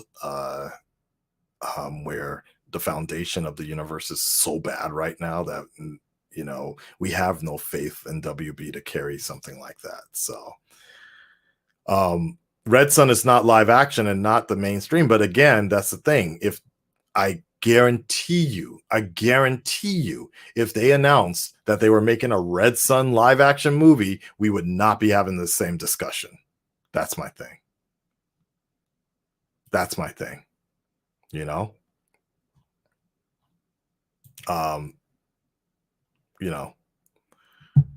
Anyways. All right, we're done, guys. damn, man, we only gonna get about an hour or so with Resident Evil, but this was fun. I felt like this was a discussion that a lot of you guys needed and wanted to have, I suppose. We barely talked about Invincible, but it was interesting. I'll see you guys in about a few minutes on Twitch exclusively for Resident Evil. I got to set up the heart monitor and the PlayStation, and then oh my god, I hope my student cancels, to be honest, but so I can have more time playing the game. But you know, it is what it is. So I'm gonna shut up now, and we are gonna move on over to Resident Evil. See you guys real soon on YouTube for whatever. I'll talk to you guys very, very soon. Peace, y'all. Here, stare at Tifa's titties. Bye.